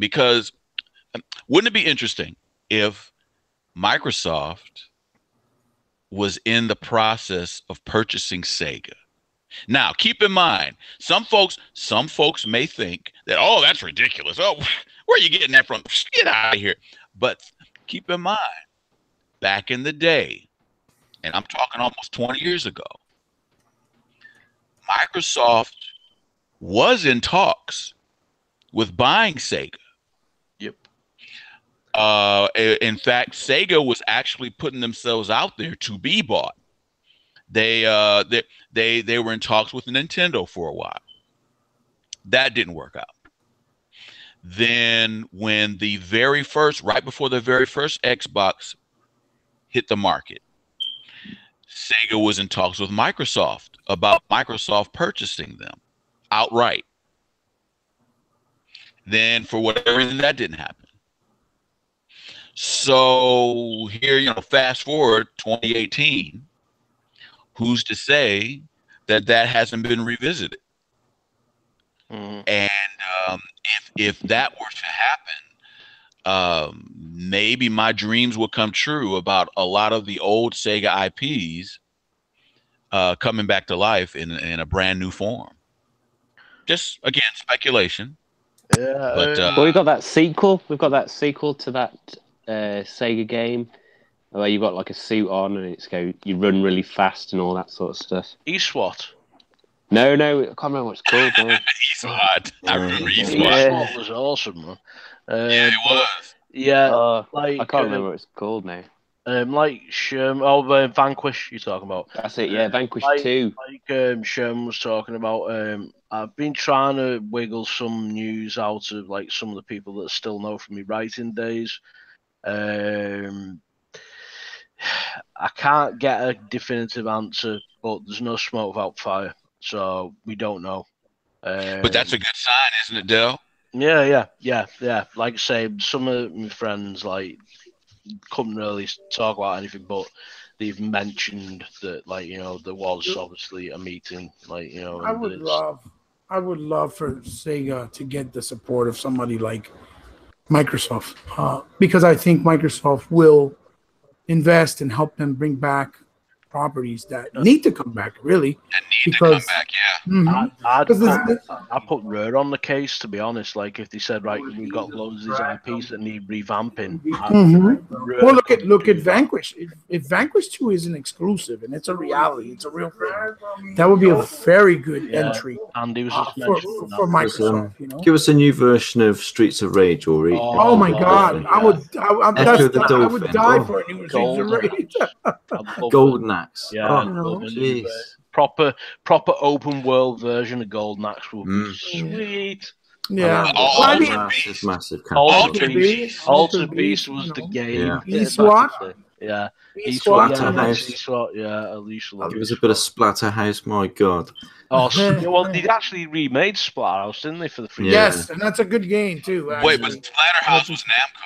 Was Namco, right? Yeah, but that's a good game, all in all. And the Golden Axe game, to be honest with you, on the 360 was originally intended to be a trilogy because they introduced Gilliam and they introduced what's the one with the blue? Oh my God, the main character. Oh my God, I can't think right now. It was Blaze, Gilliam, and I forget his name. Well, he was also introduced in the game, and the game was fun, and the wielding of the animals was amazing. Yeah, encounter that you Def Adam type thing, but because it didn't do well, they and actually that was the very first game. A lot of people that may not know that introduced the color coordination combat system that Rise implemented. Yeah, that's true. That was done by colors, where each color identified a heavy attack, a medium attack, or a low attack, and it was really didn't know that. Unique for its time. So, but once you got it, it was amazing. Just like Rise. Once you get the hang of Rise and you play it on a harder difficulty without those color coordinated, prompts. Oh my God, Rise combat is very in depth and difficult to say the least. Very difficult. But I would love for Sega to. But even if they did a deal with 14 new games or 12 new games, anything at this point would be great to bring Sega back to its heydays. Maybe they could do a proper sequel to Chrome Hounds. Yeah, Chrome Hounds, right? With From Software, they did that. Yes. I remember. Just like Otagi 3. I needed Otagi 3. Yes, Otagi. Yeah. Oh my goodness. Ninja Blade. Yeah. Shinobi. There's so many. I mean, even Shinobi would have a massive potential for a modern day sort of game. There's so many. I mean, I sort of think. Oh, well, I don't know. I mean, I sort of hope that the rumors are true. It'd be great if Microsoft did bring on another. Tenchu as well, like a Sega. Like Tenchu, I'm not sure. No, I don't think it was. They published it later on PS2, some of the games, but it wasn't originally a Sega developed game. They just published it. I'll be honest. I forgot who was the original developer. The one game that I would like to see from Sega, I know like they've been ill-fated with like the way Colonial Marines turned out, which was a shame. Like, fucking with the aliens. But I would love to see a follow-up to Viking. That was an my God! Game. That game was amazing. Amazing game. That was challenging, short, but amazing. It was hard. Like, all it needed was like a few more maps. That game was so good. It was brilliant. I loved Viking. It was great. Especially when you got It was like such a good basically game. like the control, you got the armies to go in, like you're taking the base and Yes, everything. and you can bring in the I just dragons to loved help you. Yeah, yeah, yeah. Mhm. It was Yes, I a tough remember. game.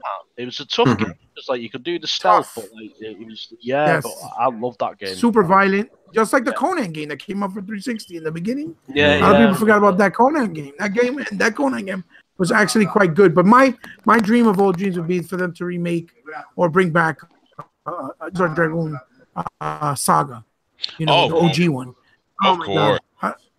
I love that game. Yeah, Panzer. Yeah. Mm. Now you know what? Since we're on the subject, I just got to bring this up real quick. As far as games from Sega that we would love to see, especially if the rumors are true.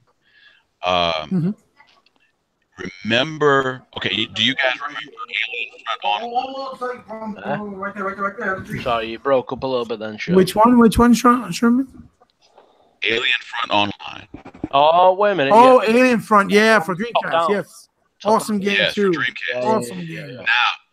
Now, do you remember that the developer, the internal team that did that game, because Alien Front at its heart was a tank game. It was, you know. Wasn't there Alien Breed that came after it as well? Like I think Alien Breed was an old school Sega game from way back. Yeah. Way That's where I'm getting mixed up. That was the top down. Yeah, I remember There's that. a top down that was version of awesome, Dead Space, is what it feels like. Yeah, exactly. It was awesome, Which since you went there, you just made me think of Herzog Zwei, but Herzog that's Zwei. another discussion. Herzog Zwei. Yeah, right. That's another discussion in and of itself. But the internal team that did Alien Front, because Alien Front was a tank game, they were about to come out, and you guys probably will remember this. Hebot, I'm sure you will. They were about to come out with the airplane version called Propeller Head Arena. I believe so. Yes, I believe so. I know exactly what you're talking about. It got canceled. It got canceled because of 9/11. Right. Oh yeah, I think I remember. When the planes flew into the Twin Towers. Yeah. Right. They canceled the game because you had the ability in the game to trick people into flying their jets into skyscrapers. Right. I And think so I they canceled the game. And so I'm just wondering, like, would it even be remotely possible if the rumors are true? If not only would they do a remake of Alien Front, because that would be awesome, but if they actually did a remake of Propeller Head Arena. Yeah. I mean, any new experience is gonna it's a possibility for many, for many new ventures and experiences.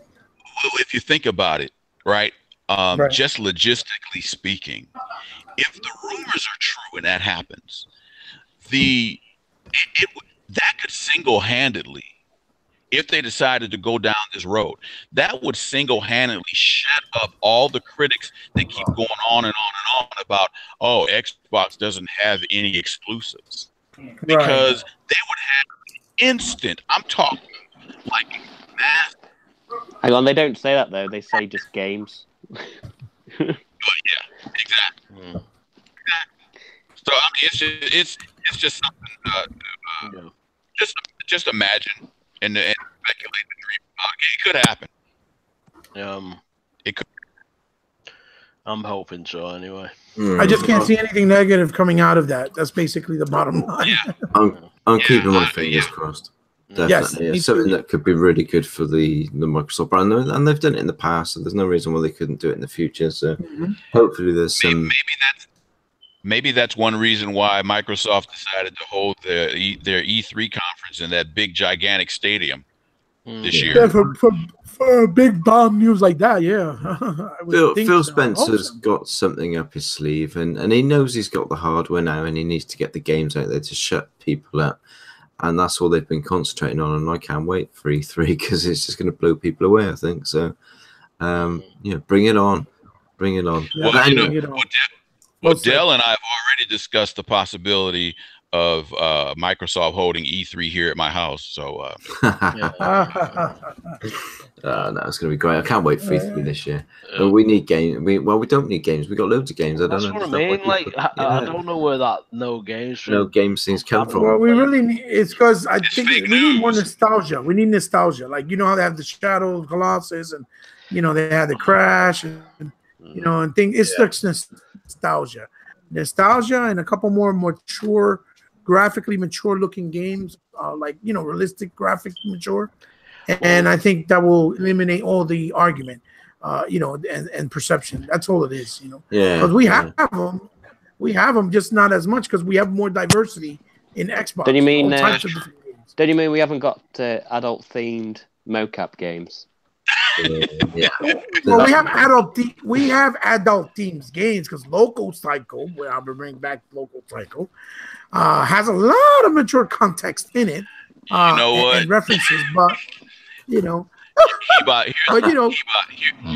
going to ask you to do, especially if you're going to do a playthrough. I already did the second part too. I got to load it up. I'm putting in my request right now. I've always figured that there was more to the game than what's being inferred. But I mean, I thoroughly enjoyed the game. Yes. But you know, I'm not fluent in the language. So since you're going to do a playthrough from start to finish, I'm requesting that somehow you figure out a way to translate the subtitles. Okay. Because I would love to know what is actually being said in that game.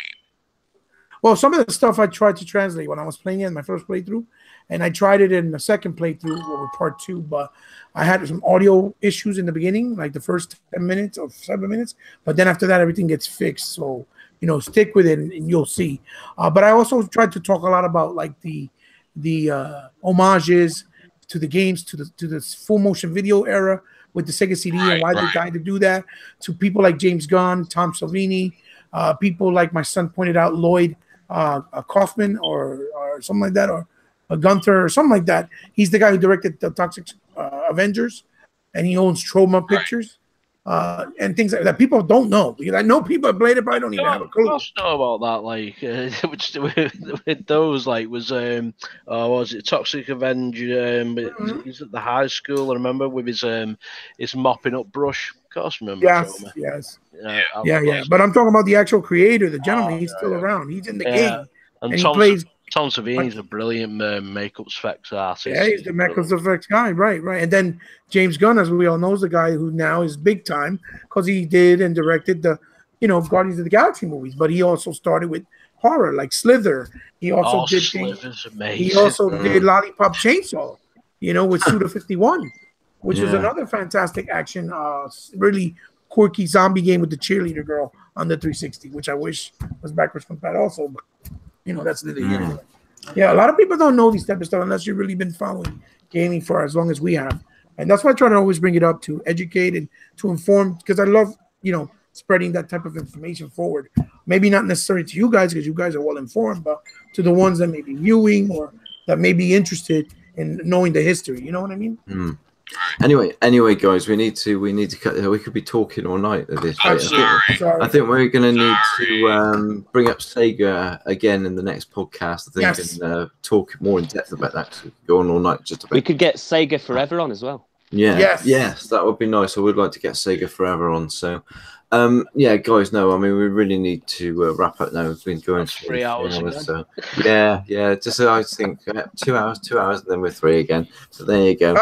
The trouble is, we get talking, and that's just the way it goes. But good chemistry. That's what it is. Yeah, that's it. And we just like talking about what we enjoy. So there you go.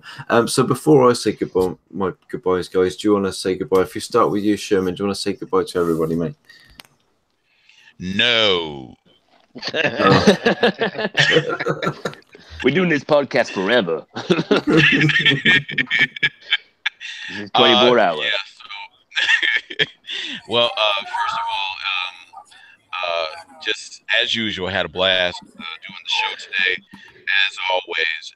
And again, I can be found on Xbox Live. Hit me up. I'm Technofunk. Send me a friend request, and we can game together.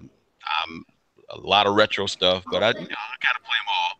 So by all means, if you're interested, hit me up, TECHNOFUNGK. And shout out to everybody at Project Xbox, everybody at the Mansion, everybody at Roscoe's Video Arcade, and my fellow castmates here at the MicroPod. Thank you. It's been too long. I know we say that all the time, but each time, I know I mean it.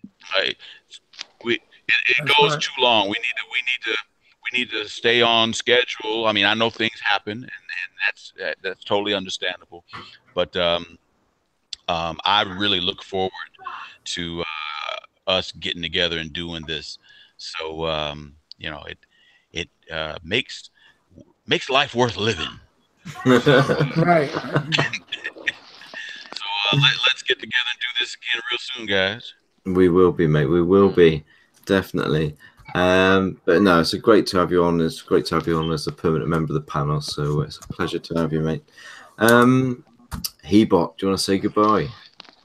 Absolutely. Even though it saddens me every time because I know, our distances makes it very difficult for us to keep this more regularly.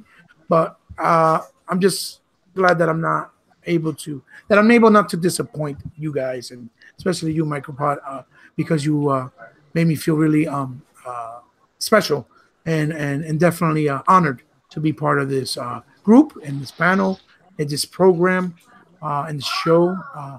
And like I said, I just hope we can keep going together for a very long time, and that we can continue our friendship outside of this as well, that we've tried.